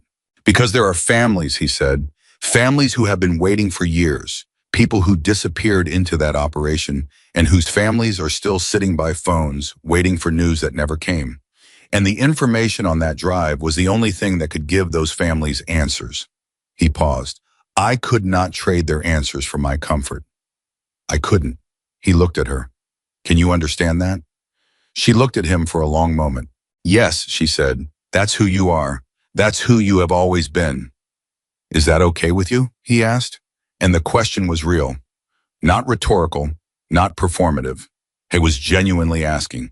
He was 48 years old with cracked ribs and a bandaged wrist, and he was asking his 20-year-old daughter if the kind of man he was something she could accept. Dad, she said, I spent 20 years watching you fix other people's cars for half what you could have charged because you knew they couldn't afford it.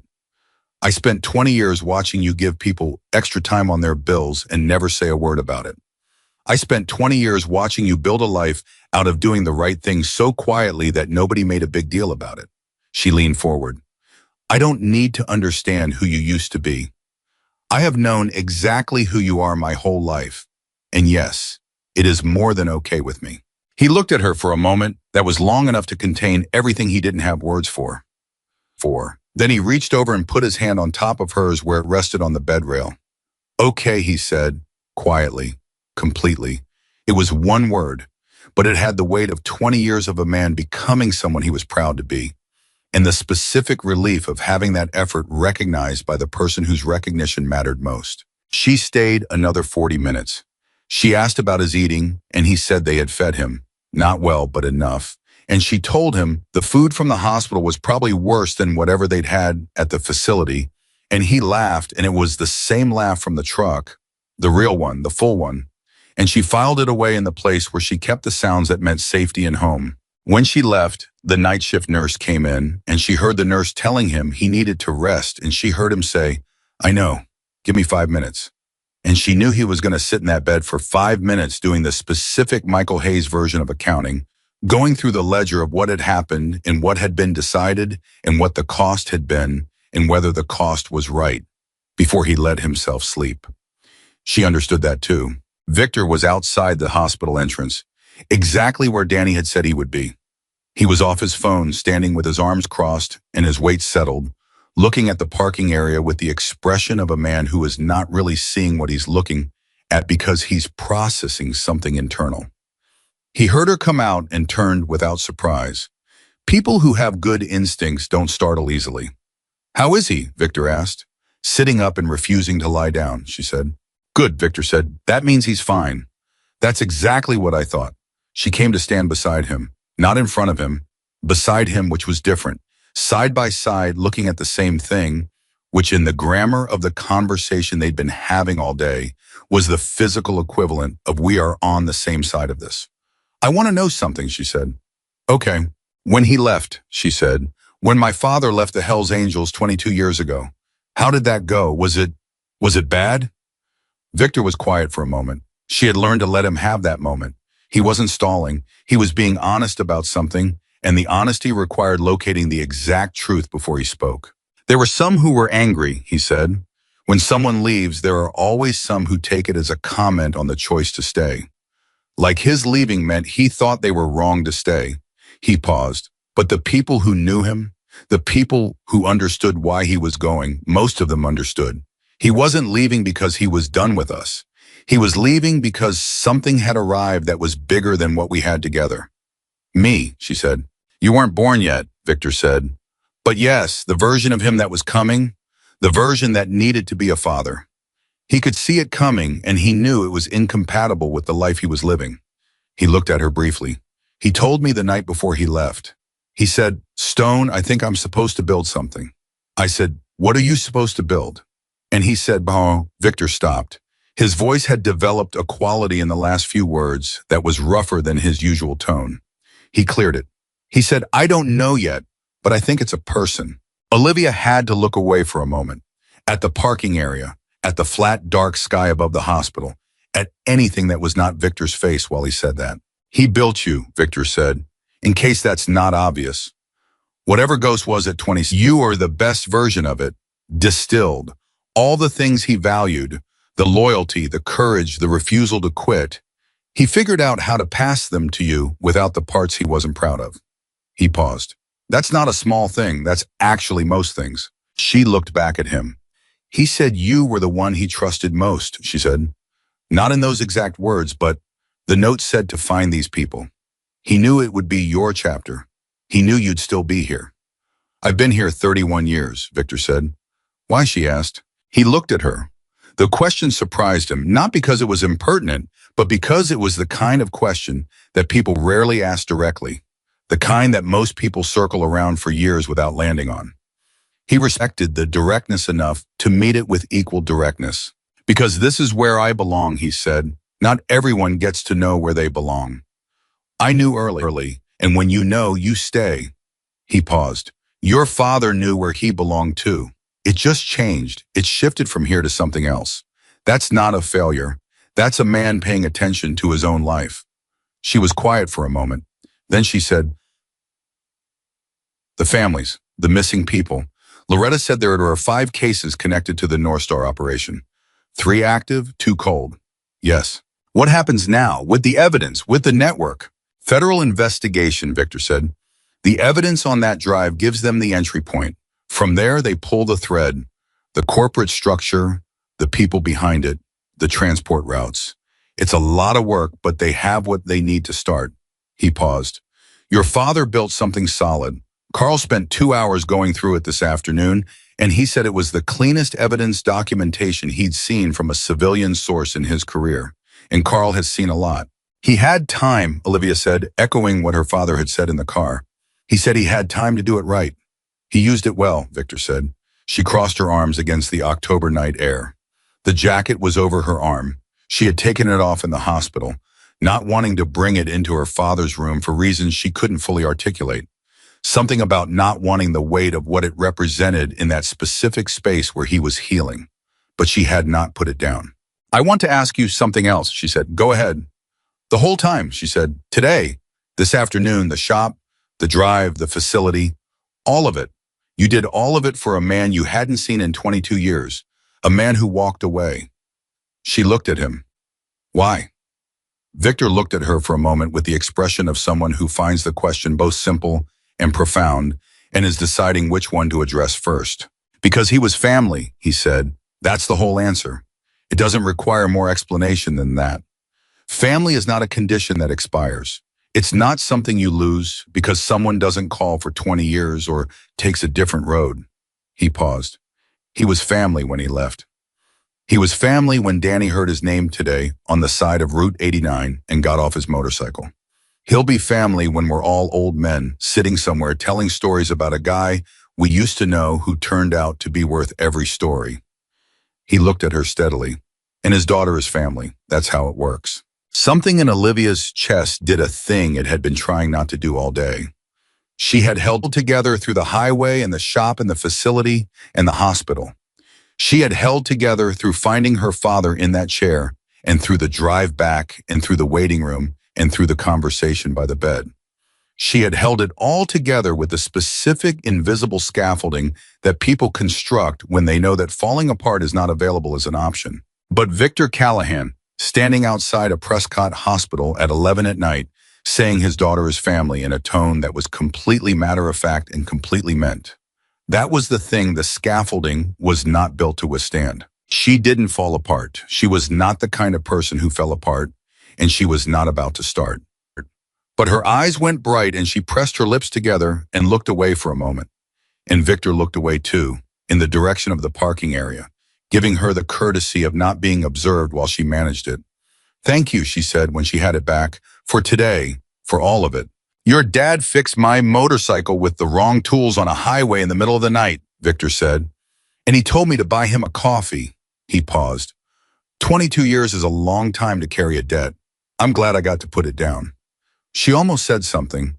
Then Reeves came out of the hospital entrance, and the look on his face was the specific look of a man who has received information that changes the shape of the next several hours. "What?" Victor said. Loretta Reeves said 2 things. First, the 4th vehicle that came up on Torres' drone tonight. They got it. Federal team intercepted it on Route 89 about 20 miles north. Driver is in custody and they're processing what was in the vehicle. He paused. It's one of the missing persons cases. 3 days. She's alive. The silence that followed was different from any of the silences that had preceded it that day. It was the silence of something impossibly heavy being set down, of information landing that is so complete in its relief that the human nervous system doesn't know immediately how to process it. Olivia put her hand over her mouth. Victor closed his eyes for exactly 2 seconds. "She's alive," he said. "She's alive," Reeves confirmed. "Dehydrated, frightened, but physically okay. They have her." He paused. Michael's documentation of the transport routes is what allowed them to intercept in time. If the drive hadn't identified the vehicle's serial numbers, if they hadn't known specifically what to look for on the road, the vehicle gets through tonight and she's gone. Victor opened his eyes. He looked at Olivia. She was looking back at him with her hands still over her mouth and tears that she was making no effort this time to manage, because some things are beyond the scope of management, and this was one of them. "He saved someone," she said.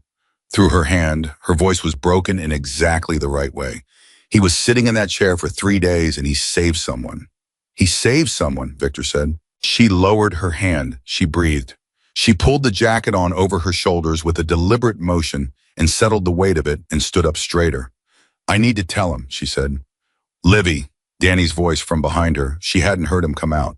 "It's almost midnight. He needs to sleep." "I know," she said. "I'll be 2 minutes." She looked at Victor. 2 minutes. "Go," he said. She went back inside. Michael was lying down when she came in. The nurse had apparently won, but his eyes were open, which meant he hadn't been asleep yet, which meant she hadn't woken him. "Hey," she said from the doorway. "Hey," he said. "They intercepted one of the North Star vehicles tonight," she said, "on Route 89. One of the missing persons cases. She's alive, Dad. They got to her in time because of the transport routes you documented." She watched her father's face. She watched what happened to it when that information landed. She had seen her father's face do many things in her life. She had seen him proud. She had seen him tired. She had seen him frustrated by an engine that wouldn't cooperate and delighted by one that finally did. She had seen him look at her on her worst days with a love so steady it felt structural, like a wall that would hold no matter what you leaned against it. She had never seen his face do what it did when she told him someone was alive because of what he had held on to. It was not triumph. It was not satisfaction in any simple sense. It was something quieter and more total than either of those things. It was the expression of a man who chose to do the hardest possible thing for the right possible reason and has just been told, in the most concrete terms available, that it worked. He closed his eyes. His hand, resting on the blanket, opened and then closed slowly. "Good," he said, so quietly she almost couldn't hear it. "Good." She crossed the room and took his hand. She held it until she felt the specific change in his breathing that meant he was moving towards sleep. It took about 4 minutes. She stayed another 5 after that to make sure. Then she gently set his hand back on the blanket and left. In the hallway, she stopped and stood with her back against the wall and let herself have 30 seconds, just 30 seconds, eyes closed, the feeling of the jacket on her shoulders and the weight of the day behind her, and the specific enormous relief of knowing that the person you love is in a room sleeping safely, and that the thing they chose to do at tremendous personal cost actually did what they chose to do it to accomplish. 30 seconds. Then she opened her eyes and walked back to the elevator and went downstairs to where Victor and Danny and Reeves were waiting. "Okay," she said. "Okay," Danny said. "He knows," she said. "He's sleeping." She looked at Victor. "Now what?" Victor looked at her. He had been looking at her off and on all day, the way you look at something when you're repeatedly surprised by it, when your expectations keep being revised upward and you need to take inventory each time of exactly what you're dealing with. He had done it on the highway when she stopped the formation. He had done it in the shop when she went straight to the manual. He had done it at the facility when she crossed the space to her father in 4 steps. He was doing it now. "Now," he said, "we go get coffee, and I'm buying." She blinked. "You're buying?" Ghost's daughter stopped 18 motorcycles on a highway this morning with nothing but an old jacket and guts, he said. "I think I can cover the coffee." She looked at him for a moment. Then something in her face shifted. The exhaustion and the relief and the residue of 40 hours of sustained, impossible tension. And she laughed, a real laugh, short and sudden and completely genuine, the kind of laugh that is the emotional equivalent of a pressure valve releasing. And the sound of it in that hospital lobby at midnight was the most alive sound anyone in the vicinity had heard all day. Danny made a sound that was very close to a laugh himself. Reeves smiled, which for Reeves was essentially equivalent to tears of joy. Even Victor's face did something in the vicinity of warmth. "Okay," she said, "coffee, but somewhere that isn't a vending machine." "Agreed," Victor said. "And then," she said, "someone is going to tell me more about my father. The before version. All of it. I want to know everything." Danny said, "That's going to take more than 1 cup of coffee." "I know," she said. "That's fine. I'm not going anywhere." They went out into the night, and the 4 of them walked across the parking area toward Danny's truck. And Olivia was in the middle of them without anybody arranging it. Just the natural geometry of people moving together who have spent a day becoming something to each other without formally deciding to. The jacket was on her shoulders. The patch on the back, the faded one, worn soft with years, caught the orange of the parking lot lights as she walked, and for a moment, from a certain angle, it looked almost new. Like something that had been waiting a long time to be used for what it was always meant to be used for, and had finally tonight served its exact purpose, and would now begin a second purpose it had not been built for and had somehow become anyway, which was the thing that a daughter carried forward when she had been brave enough to put it on and had not once let it slow her down. The coffee shop they found was a 24-hour diner on the edge of Prescott that had the specific quality of places that exist outside normal time. The kind of place where the night shift waitress has seen everything and judges nothing and refills your cup without being asked because she can read the particular weight that certain groups of people carry when they come through the door at midnight looking like they have just come from somewhere difficult. She refilled Victor's cup 3 times in the first hour. He did not thank her each time because she did not want thanks. She wanted the acknowledgement that she understood, And he gave her that in the way he looked at her the first time she refilled. Direct, brief, complete. And she moved on without needing anything else. Olivia sat across from Victor with both hands wrapped around her mug. Danny was beside her. Reeves had taken a call outside and come back in and taken another call and gone back outside. The specific pattern of a man managing the logistics tail of a complicated operation that was still actively moving even though the most urgent part of it was over. Sal was at the counter eating eggs with the focused dedication of someone who treats meals as tactical refueling operations. "Tell me about the first time," Olivia said. Victor looked at her. "First time what?" "First time you met him. The real version. Not the short version you gave me at the shop." She looked at him steadily. "You said he fixed your motorcycle with the wrong tools. Tell me the whole story." Victor looked at his coffee. He turned the mug slightly with one hand, a small rotation, the gesture of a man deciding how much of something he's going to give. "I was 29, he said. Your father was 24. I'd had the bike about 8 months, a 1991 Sportster that I'd put more work into than made any financial sense. But I was 29 and financial sense wasn't my primary decision-making framework." He paused. "I was coming back from New Mexico alone, middle of the night, Route 40 west of Albuquerque. Alternator failed, just died, no lights, no power, coasting to the shoulder in the dark." He paused. "There's a particular kind of alone that happens when you're on a highway in the dark with a dead bike. It's very complete." "What did he do?" Olivia asked. "He pulled up in a truck," Victor said. "Old Ford, working man's truck. He'd been behind me, seen me lose power, followed me to the shoulder. He got out and he looked at the bike and he said, 'Alternator.' I said, 'I know.' He said, 'I might be able to get you running.' I said, 'With what?' And he opened the bed of his truck." Victor almost smiled. It looked like a mechanic had packed for a camping trip. Tools everywhere, random parts, cables, zip ties, half a dozen things that had no business being in a truck bed together. He went through it for about 3 minutes, pulled out some things, and got to work. "He fixed it," Olivia said, not a question.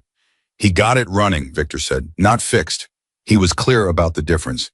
He said, "This will get you to Flagstaff. Don't push it above 70 and stop if the voltage light comes on." He told me exactly what he'd done and what the actual repair needed to be and where in Flagstaff there was a shop he trusted. He paused. He knew the shop because he'd worked there 2 years earlier, before he started his own place. Olivia was quiet for a moment, then, "He already had the shop?" "Just barely," Victor said. "He'd been open maybe 6 months. He said he'd used everything he had to buy the building and the equipment. He said he was eating peanut butter sandwiches for lunch every day, and he didn't care because the shop was his." Victor looked at her. He had this quality even then, like he'd made a decision and the decision was solid and no amount of difficulty was going to be interesting enough to change it. "I know that quality," she said. "I know you do," he said. "I saw it on a highway this morning." Danny made a sound that was agreement without being a word.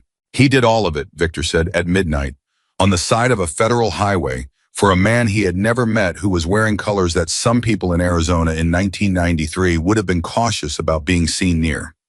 He didn't hesitate. He didn't ask questions. He just looked at the problem and fixed what he could fix." Victor picked up his mug. "When I tried to pay him, he said he didn't need payment for doing something that was just right. I pushed. He said, 'If you want to do something, buy me a coffee next time you see me.' I told him I didn't know if I'd see him again. He said, 'I think you will.'" Victor set the mug down. He was right. Olivia processed that. She was building something in her mind. A picture of her father at 24, before she existed, before Dewey Humboldt, before the quiet, deliberate life that was the only version of him she had known directly. Building it from the pieces she was receiving, the same way she had spent her childhood building an understanding of him from the pieces he offered without ever explaining the whole. "How long before he joined the chapter?" she asked. "About 8 months after that night," Victor said. "He came through Flagstaff, looked me up, said he'd been thinking about some things and wanted to understand more." He paused. Ghost was never the kind of man who joined something without understanding it completely first. He asked questions for 3 months before he committed to anything. Hard questions. The kind that make some people uncomfortable because they require honest answers. He looked at her. He reminded me of that quality this afternoon. In the truck, when he was talking to you, that same thing. He's always been like that, she said. He asks questions until he has the whole picture. He says half a picture is more dangerous than no picture. He said that to me in 1994, Victor said. Exact words. Something passed through Olivia's face. The specific expression of someone receiving confirmation of something they have always believed but never been able to fully verify. That the person they love has been this person their entire life, not just the part of it they witnessed. That who someone is doesn't begin with your knowledge of them.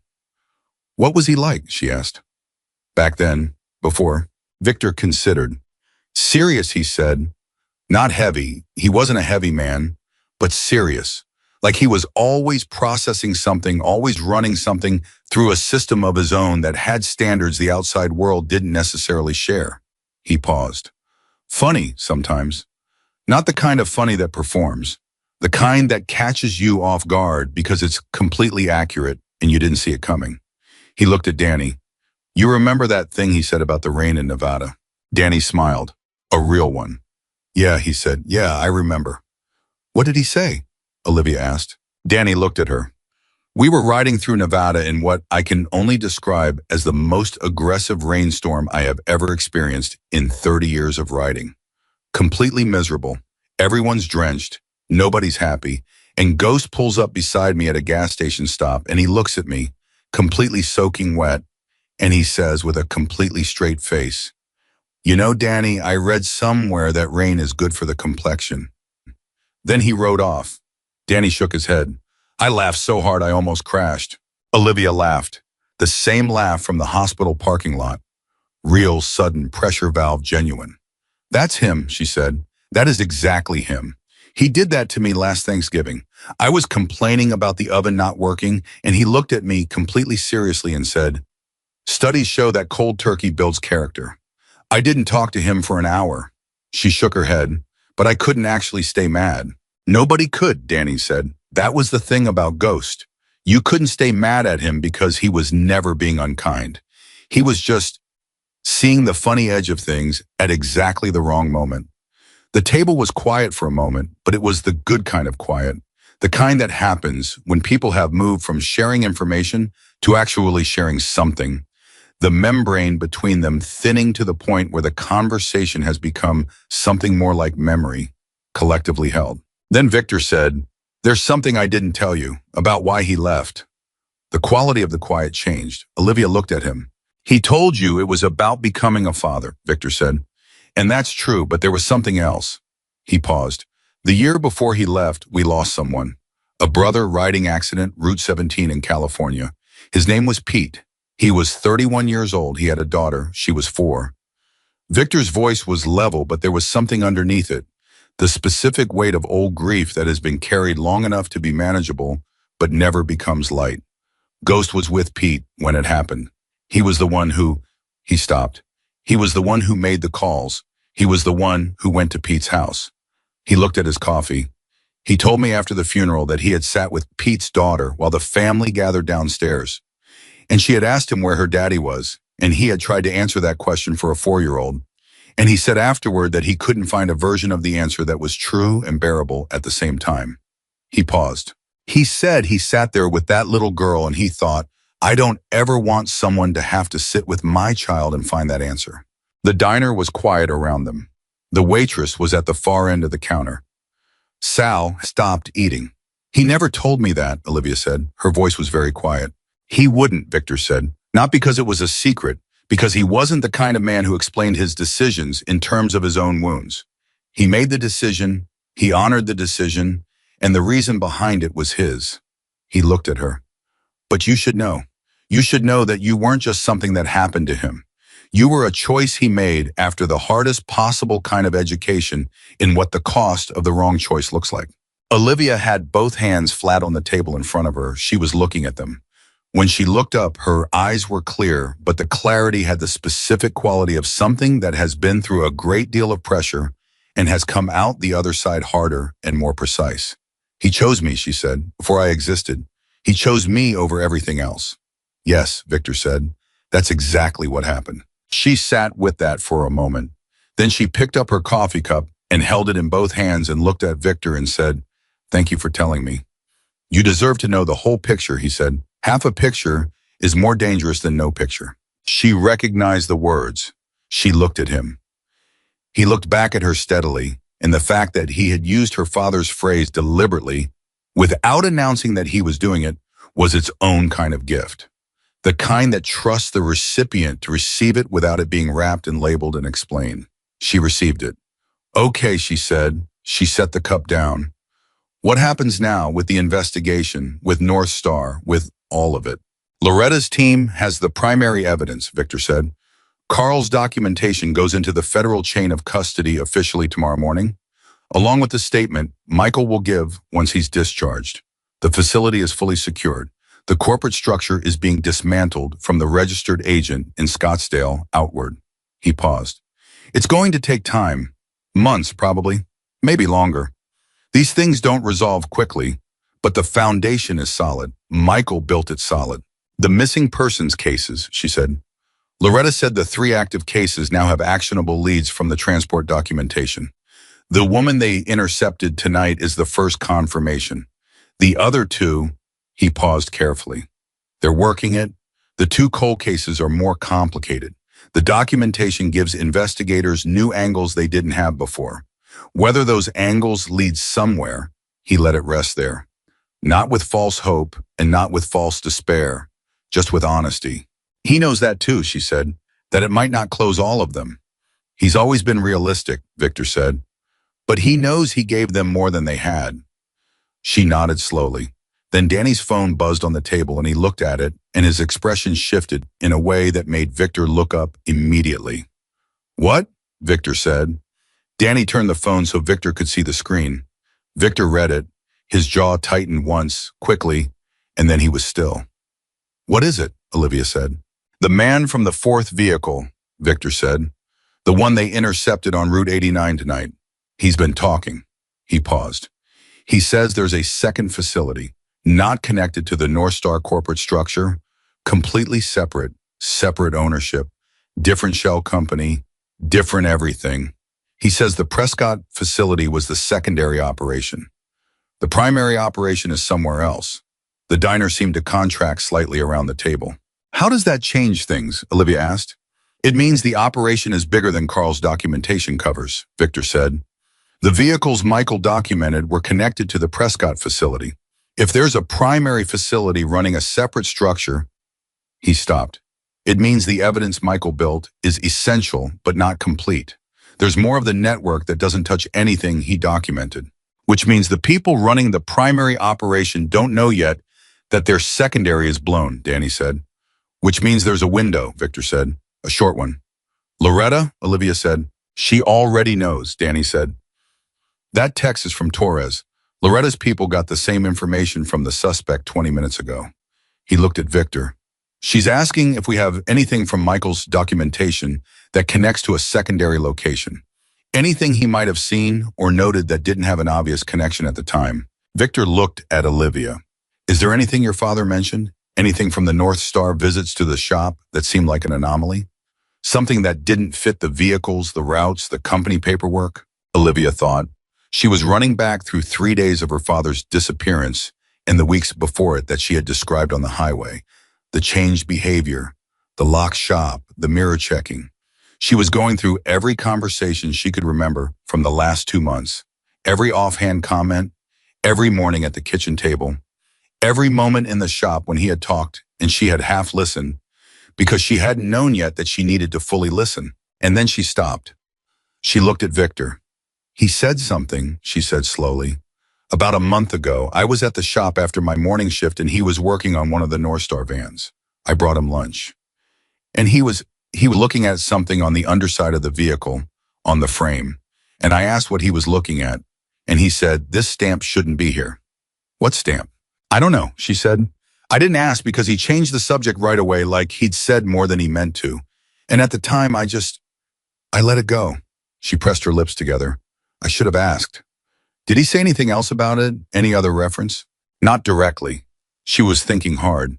"But 2 days before he disappeared, he was on his laptop in the kitchen late at night. He didn't know I was awake. I came downstairs for water, and I could see his screen. He had a manufacturing database open, the kind where you trace parts back to their origin facility.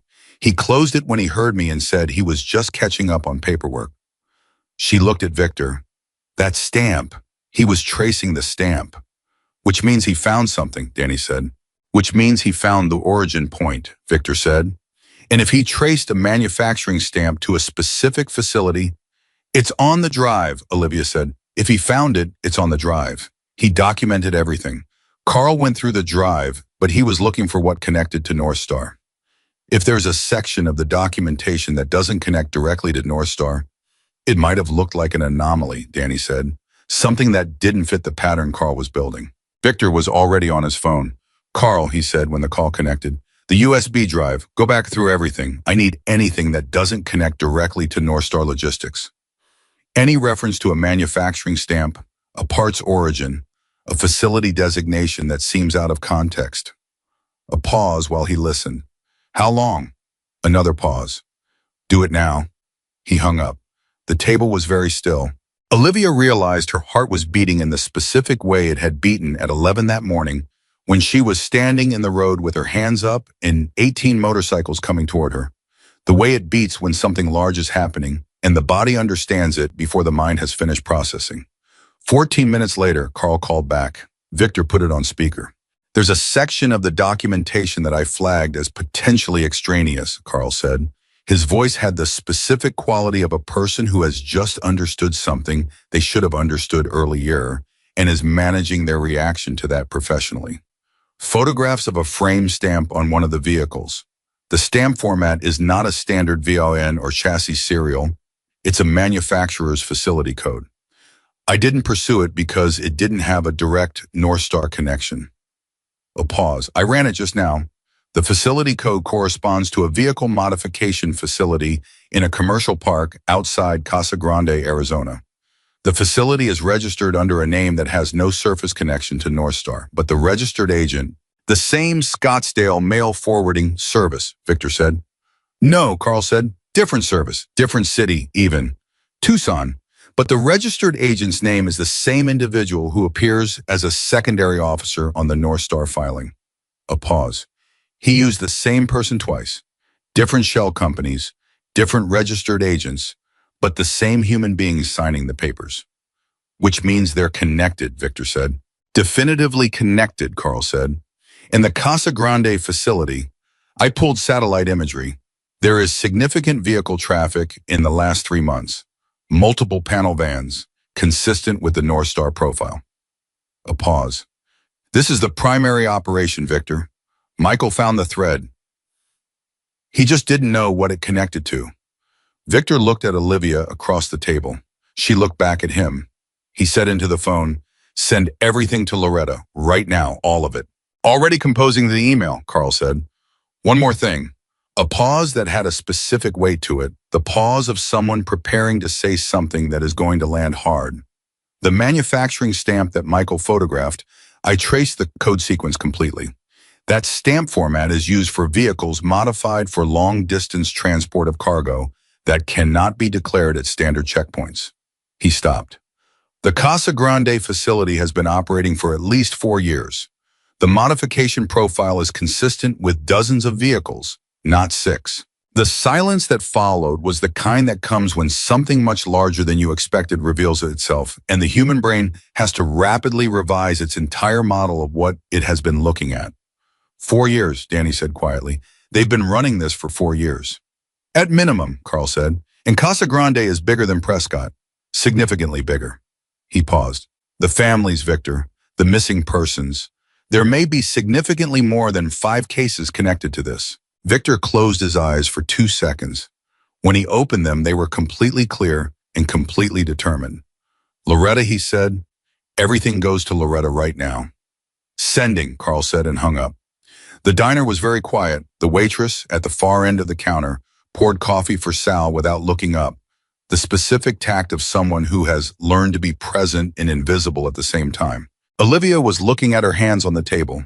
She was thinking about her father at his kitchen table at midnight, laptop open, tracing a stamp through a manufacturing database because something he'd seen on a vehicle frame had told him, in the language of a man who had spent his life reading machines, that something was wrong. Doing it quietly, not telling her, not telling anyone, because the picture wasn't complete yet, and incomplete pictures were dangerous. He had found it. He had found the primary operation without knowing that's what it was, because he had photographed a stamp that seemed anomalous and documented it with the same meticulous care he applied to everything, because that was who he was, because his standard for doing a job was the same whether anyone was watching or not. He had been sitting in a chair for 3 days while the most important thing he'd found sat quietly on a drive in a hollowed-out book, waiting for Carl Whitten to look at it correctly. He doesn't know, she said. Victor looked at her. He doesn't know about the stamp, she said, about Casa Grande. He documented it, but he didn't know what it connected to. He's in that hospital room thinking he gave investigators the North Star Network, and he did, but he actually gave them something much bigger. She paused. I need to tell him. In the morning, Victor said. Let him sleep. Yes, she said. In the morning. She picked up her coffee. It had gone cold. She drank it anyway. He's going to be... She stopped. Started again. He chose to sit in that chair for 3 days because of the families, because of the missing people, and he didn't even know how far it went. She looked at Victor. He gave everything he had for 5 cases, and it's going to turn out to be much more than 5. Yes, Victor said. He's going to need a minute with that, she said. Probably, Victor said, but he'll be okay. Men like your father. He paused. When the thing you did turns out to matter more than you knew, it's not a hard thing to absorb. It's the other direction that's hard. She understood what he meant. She nodded. They sat with their coffee for another hour. The conversation moved, the way conversations do when the immediate urgency has passed and the people left at the table have been through something together that created a foundation, drifting from the investigation to smaller things, to Danny telling a story about Ghost in a poker game in Albuquerque that got dramatically out of hand in a way that was completely Ghost's fault, but that Ghost had somehow managed to exit looking blameless, to Reeves coming back inside and sitting down and accepting coffee and telling a story about Carl Whitten that explained a great deal about Carl's confident relationship with unconventional situations, to Olivia telling a story about her father in a 2004 Honda Civic with a seized engine that he had spent 3 weeks fixing for a family that couldn't afford anything because the mother needed the car to get to chemotherapy treatments. She told it without self-consciousness. She told it the way you tell a story about someone when you are, for the first time, telling it to people who already understand who the person is, when you don't have to establish the character because the character is already known. The ease of it was something she hadn't expected. The specific ease of being among people who already love the person you love. At 2:45 in the morning, Victor paid the check without discussion. The waitress accepted the amount without looking at it, which meant Victor had left something substantial. The kind of tip that communicates, I understand what this job is and I respect it. In the parking lot, before they separated for the night, Danny and Olivia to the hospital, Reeves to a hotel, Victor to a phone call with Loretta that was going to last however long it took. Victor looked at Olivia. Get some sleep, he said. Real sleep, not 11 minutes against a hospital wall. After I check on him, she said. After you check on him, he agreed. And Olivia, he paused. He was not a man who said things he didn't mean, which meant when he paused before saying something, the something was real. What you did today, finding us on that highway, the shop, the facility, all of it. I want to be precise about this. He looked at her steadily. Your father set up a plan, a good plan, but plans are only as good as the people who execute them. He planned for a daughter brave enough to put on that jacket and stand in the road and ask for help. He planned for someone who wouldn't fall apart when it got hard. He paused. He planned for you specifically, not for a hypothetical brave daughter, for the exact person you are, and you were exactly that person all day without a single failure. She stood with that for a moment. The October night was cold and still, and the parking lot of the diner was washed in the flat orange of commercial lighting. And none of that was the point. The point was that Victor Callahan, who did not say things he didn't mean, had just told her something precise and complete and true. He raised me well, she said. He raised you exactly right, Victor said. But that's only half. The other half was you. He looked at her one more moment. Good night, Olivia. Good night, Victor, she said. She and Danny drove back to the hospital in quiet. She checked her father one more time, still sleeping, breathing evenly, one hand open on the blanket. And then Danny drove her to a hotel 2 blocks from the hospital that Reeves had booked under his firm's account without being asked, because that was how Reeves operated. And she went inside and lay down on a bed for the first time in 42 hours. She did not sleep immediately. She lay on her back in the dark with the jacket on the chair beside the bed. She had not hung it up. She had put it on the chair like a person, facing her, the patch visible in the dim light from the window. And she went through the day the way she went through difficult things, systematically and without flinching. From the highway this morning to the diner 2 hours ago. She thought about her father at 24, pulling over for a stranger in the dark. She thought about Ghost, the version of her father she had never met, who had apparently been making the same choices under different circumstances for his entire life. She thought about a little girl named Pete's daughter who had asked an impossible question and received, from Michael Hayes, the most honest answer he could build. She thought about a woman on a North Star vehicle on Route 89 who was alive tonight because a mechanic in Dewey Humboldt had looked at a frame stamp and thought, this doesn't belong here. She thought about her father's hands, opening and closing when she told him. She closed her eyes. She slept. In the morning, she was back at the hospital at 7:15 with coffee, real coffee from a place 2 blocks away that made it correctly, and a breakfast sandwich that she had specifically ordered the way her father liked it, which was a very particular configuration that most people considered overcomplicated and that he considered simply correct. I was sitting up when she came in. The night shift nurse had already been replaced by the day shift nurse, who had apparently already had a conversation with Michael about the difference between a patient who is healing and a patient who has decided they are done being a patient, and the conversation had reached its current detente, which was Michael sitting up and the nurse not actively arguing. He looked better. One night's sleep and the particular resilience of a man who spent his life doing physical work had moved him significantly closer to himself. The exhaustion was still there around his eyes, but it was the manageable kind now, the kind that knows it's resolving rather than deepening. He looked at the coffee and the sandwich she was carrying, and his face did the thing. The smile that meant everything was exactly as it should be. You remembered, he said. Extra pepper, no onion, the tomato on the side, she said. I always remember. She sat in the chair beside the bed. She gave him the coffee first because he always had coffee first, and waited while he took the first sip and did the specific small settling that her father did when coffee was correct. A micro relaxation of the shoulders that was entirely involuntary. Okay, she said, I need to tell you something. He looked at her, his eyes sharpened immediately, the alertness of a man whose threat assessment instincts don't take days off. What happened? Nothing bad, she said. Something big, but not bad. She paused, finding the right place to start. The stamp, the manufacturing stamp you photographed on one of the North Star vehicles, the one you were tracing on your laptop 2 days before you disappeared. He went very still. Carl found it on this drive last night, she said, and he traced it. She told him everything. Casa Grande, the secondary officer on the North Star filing, the 4-year timeline, the volume of vehicles, the scope of what the manufacturing stamp connected to. She told it in order, without editorializing, with the specific precision she had learned from him, without knowing she was learning it. When she finished, Michael Hayes was quiet for a long time. I was looking at the window, not at anything outside it, just at the fixed point of it. The way a person looks when they need something that isn't moving, while everything inside them is. 4 years, he said. At minimum, she said. And I had it, he said. I had the thread, I just didn't.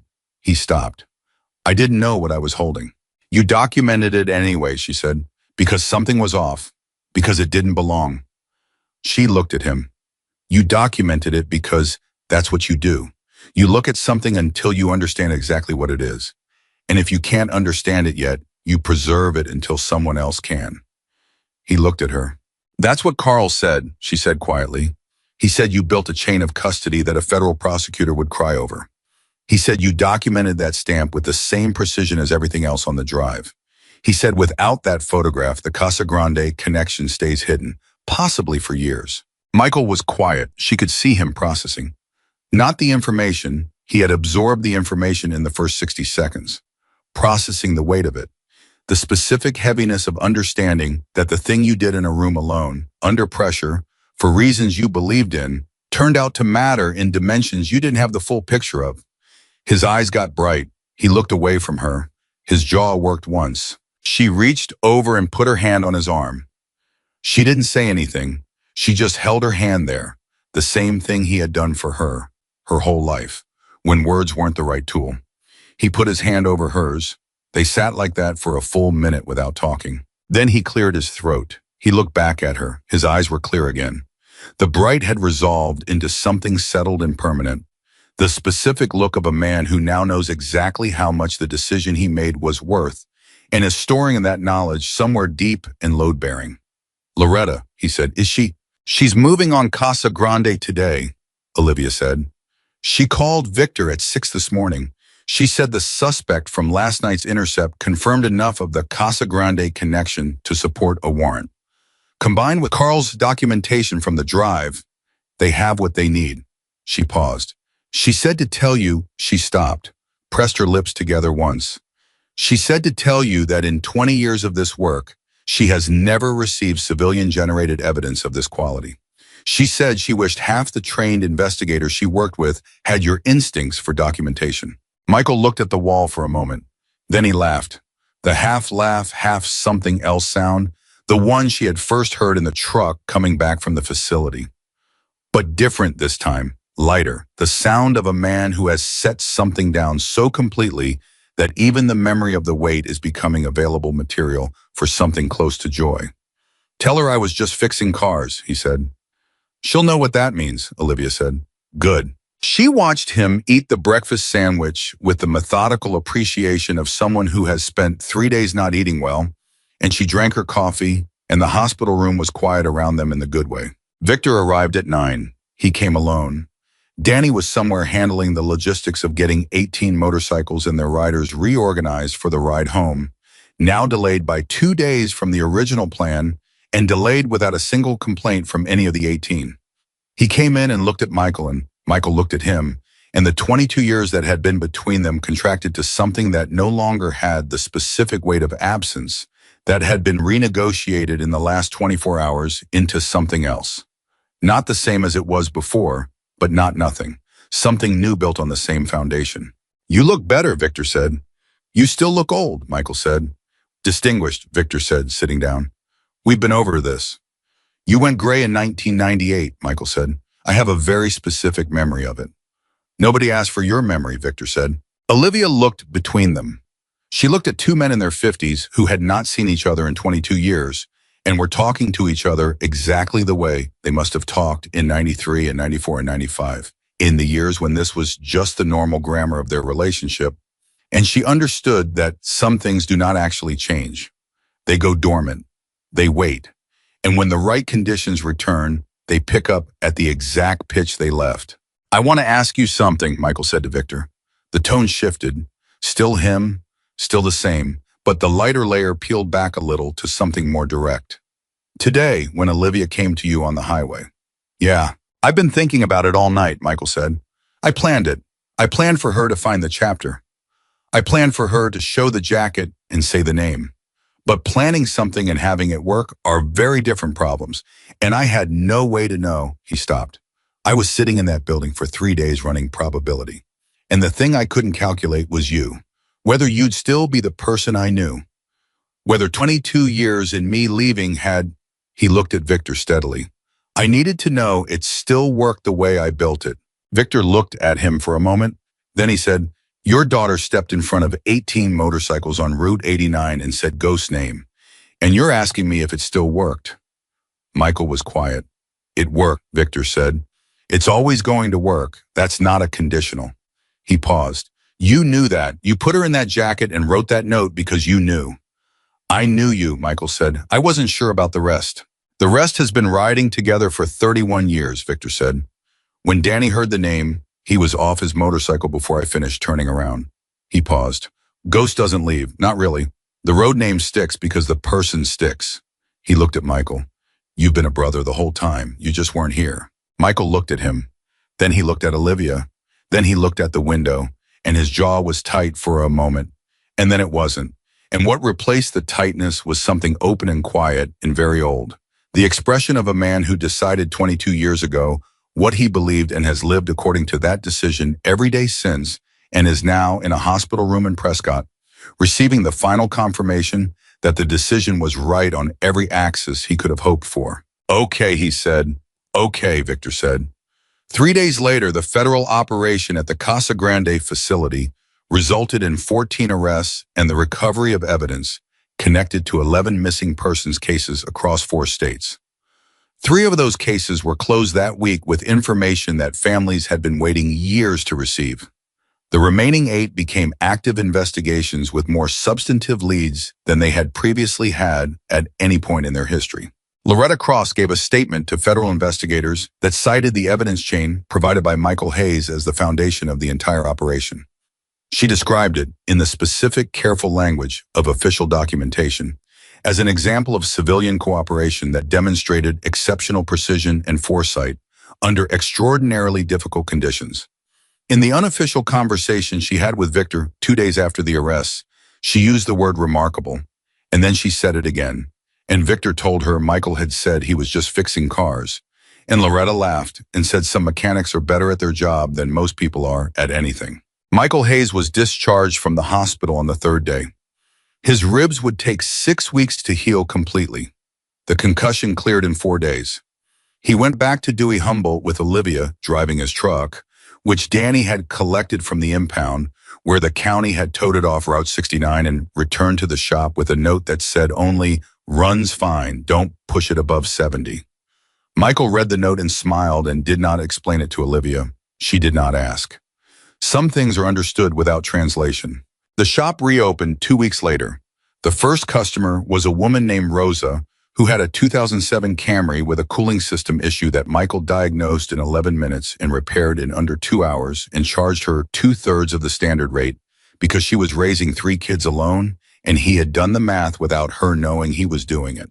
This was not new behavior. This was just Tuesday at Hayes Automotive. Olivia went back to her diner shift. She also enrolled that semester in a paralegal program at the community college in Prescott, something she had been thinking about for 2 years and had not acted on, for reasons that she understood now were mostly about not believing. The specific thing she did was worth training for formally. She believed it now. Evidence documentation, chain of custody, the careful, precise work of making truth sustainable in the systems that need it to be sustainable. She had seen it done by her father under conditions that stripped everything non-essential away and left only the commitment to getting it right.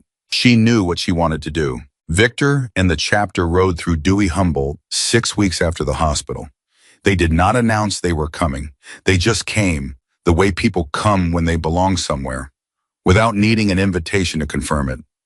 They ate at the diner, Olivia's diner, and Michael closed the shop for the afternoon and came and sat with them in the big corner booth that the diner's owner, a practical woman named June who had known Michael for 11 years, extended to its absolute maximum capacity without being asked. It was not a ceremony. There were no formal statements. Danny told the Nevada rain story again because it was better the second time than the first, and Michael looked at Olivia while Danny told it, checking to see if she found it as funny as the first time, and she did, and the fact that she did was the specific small confirmation that needed no language. Victor, at the end of the afternoon, standing outside the diner while the others got their bikes ready, said to Michael, "We're in Albuquerque the first weekend of December, Memorial Ride." Michael looked at him. "Yeah?" "If you want," Victor said. He was not pressing. He was opening a door and then standing back from it, the way you open a door for someone who has the full right to walk through it or not. Michael was quiet for a moment. He looked at the shop across the street. He looked at Olivia, who was inside still talking to Danny, her head thrown back at something he'd said, laughing in that way she had. He looked at Victor. "Let me check the schedule," he said, which was not yes, but it was not no. It was the language of a man who has a life he has built carefully and is deciding how to make room in it for something that used to fit differently and might fit again in a new configuration. It was the language of someone who is not closing a door, who is measuring the frame. Victor nodded. Fair enough, he said. The engines started one by one. The riders pulled out of the diner parking lot in the formation they had held for decades. The same formation that had been moving north on Route 89 6 weeks ago, when a 20-year-old woman stepped into the road with her hands up and changed the direction of everything. Olivia stood outside and watched them go. Michael came to stand beside her. They stood together on the sidewalk in front of the diner in Dewey Humboldt, the October air cooling toward winter. The sound of 18 engines fading down the road in the particular way that sound fades in open country, not cutting off suddenly but pulling away. The distance doing the work. The sound thinning until you can't tell anymore where the engines end and the ordinary sound of the world resumes. Michael put his arm around his daughter's shoulders. She leaned into him. Just slightly. Just the small lean of someone who knows the shoulder they are leaning on, who has been leaning on it their whole life and expects it to be there, and it always is. Dad, she said. Yes, sweetheart. The jacket. She paused. I want to give it back to you. He was quiet for a moment. He looked down the road where the sound was still just barely audible. He looked at her. No, he said. Dad, you keep it, he said. That jacket. He stopped. He thought about how to say what he meant accurately, which was the only way he knew how to say things. I always thought I was keeping it as a backup plan, an emergency resource, something to use if everything else failed. He paused. But I understand now that I was wrong about what it was. He looked at her. It was never mine to keep. I was holding it for you. I just didn't know that yet. She looked up at him. You put it on, he said, and you stood in the road. And you stopped 18 motorcycles with nothing but who you are. That's not the jacket, Livy. That's you, but the jacket is how you knew you could. He paused. So you keep it because that's what it was always for. She looked at her father's face, the face she had known her whole life, made of all the same materials it had always been made of. The stubbornness and the precision and the specific quiet kindness that he never announced and never needed to. The face of a man who fixed things and kept promises and chose once above everything else to build a person. The face that had been gray and drawn in a hospital chair 6 weeks ago and was now in the October light on a sidewalk in Dewey Humboldt. Just her father's face again. Complete and present and unhurt, the way she needed it to be. She reached up and put her hand briefly against his jaw, the way he had done for her 1,000 times. He covered her hand with his. 2 seconds. The weight of everything they did not need to say because they had already said it, or because some things are communicated more completely through the pressure of a hand than through any arrangement of words a language provides. Then she lowered her hand. He kept his arm around her shoulders. They stood together in the fading sound of 18 engines moving away down the road toward wherever the road went next. The jacket was on her shoulders. The patch on the back, faded, worn soft, stitched with the specific permanence of things that were built to last, caught the afternoon light in the way it had caught the light of the parking lot, in the headlamps in the morning on Route 89. Every time she had worn it in the last 6 weeks, it was too big. It would always be too big. It had been built for a man with more years on him and a different history and a life she was only now beginning to fully understand. But it fit her. It fit her because she had grown into it the way people grow into things that were made for someone else, by being, in the critical moment, exactly the person the thing was waiting for. By standing in a road with her hands up and her heart going and her father's voice in her head saying, trust them. By doing it. By not stopping. Michael Hayes, ghost, mechanic, father, the man who fixed things with the wrong tools and refused payment and built a daughter out of every best thing he had. Looked down the road one more time. Then he looked at his daughter and he thought, I got it right. He thought, against everything across 22 years and 1,000 small decisions, and one very large one made in grief in front of a 4-year-old girl who asked an impossible question. I got it right. The thing he had built was standing beside him with her hand in his and a faded patch on her back and a future that was going to be made of exactly the materials she had demonstrated she was made of. He thought, that is enough. He thought, that is everything, and it was.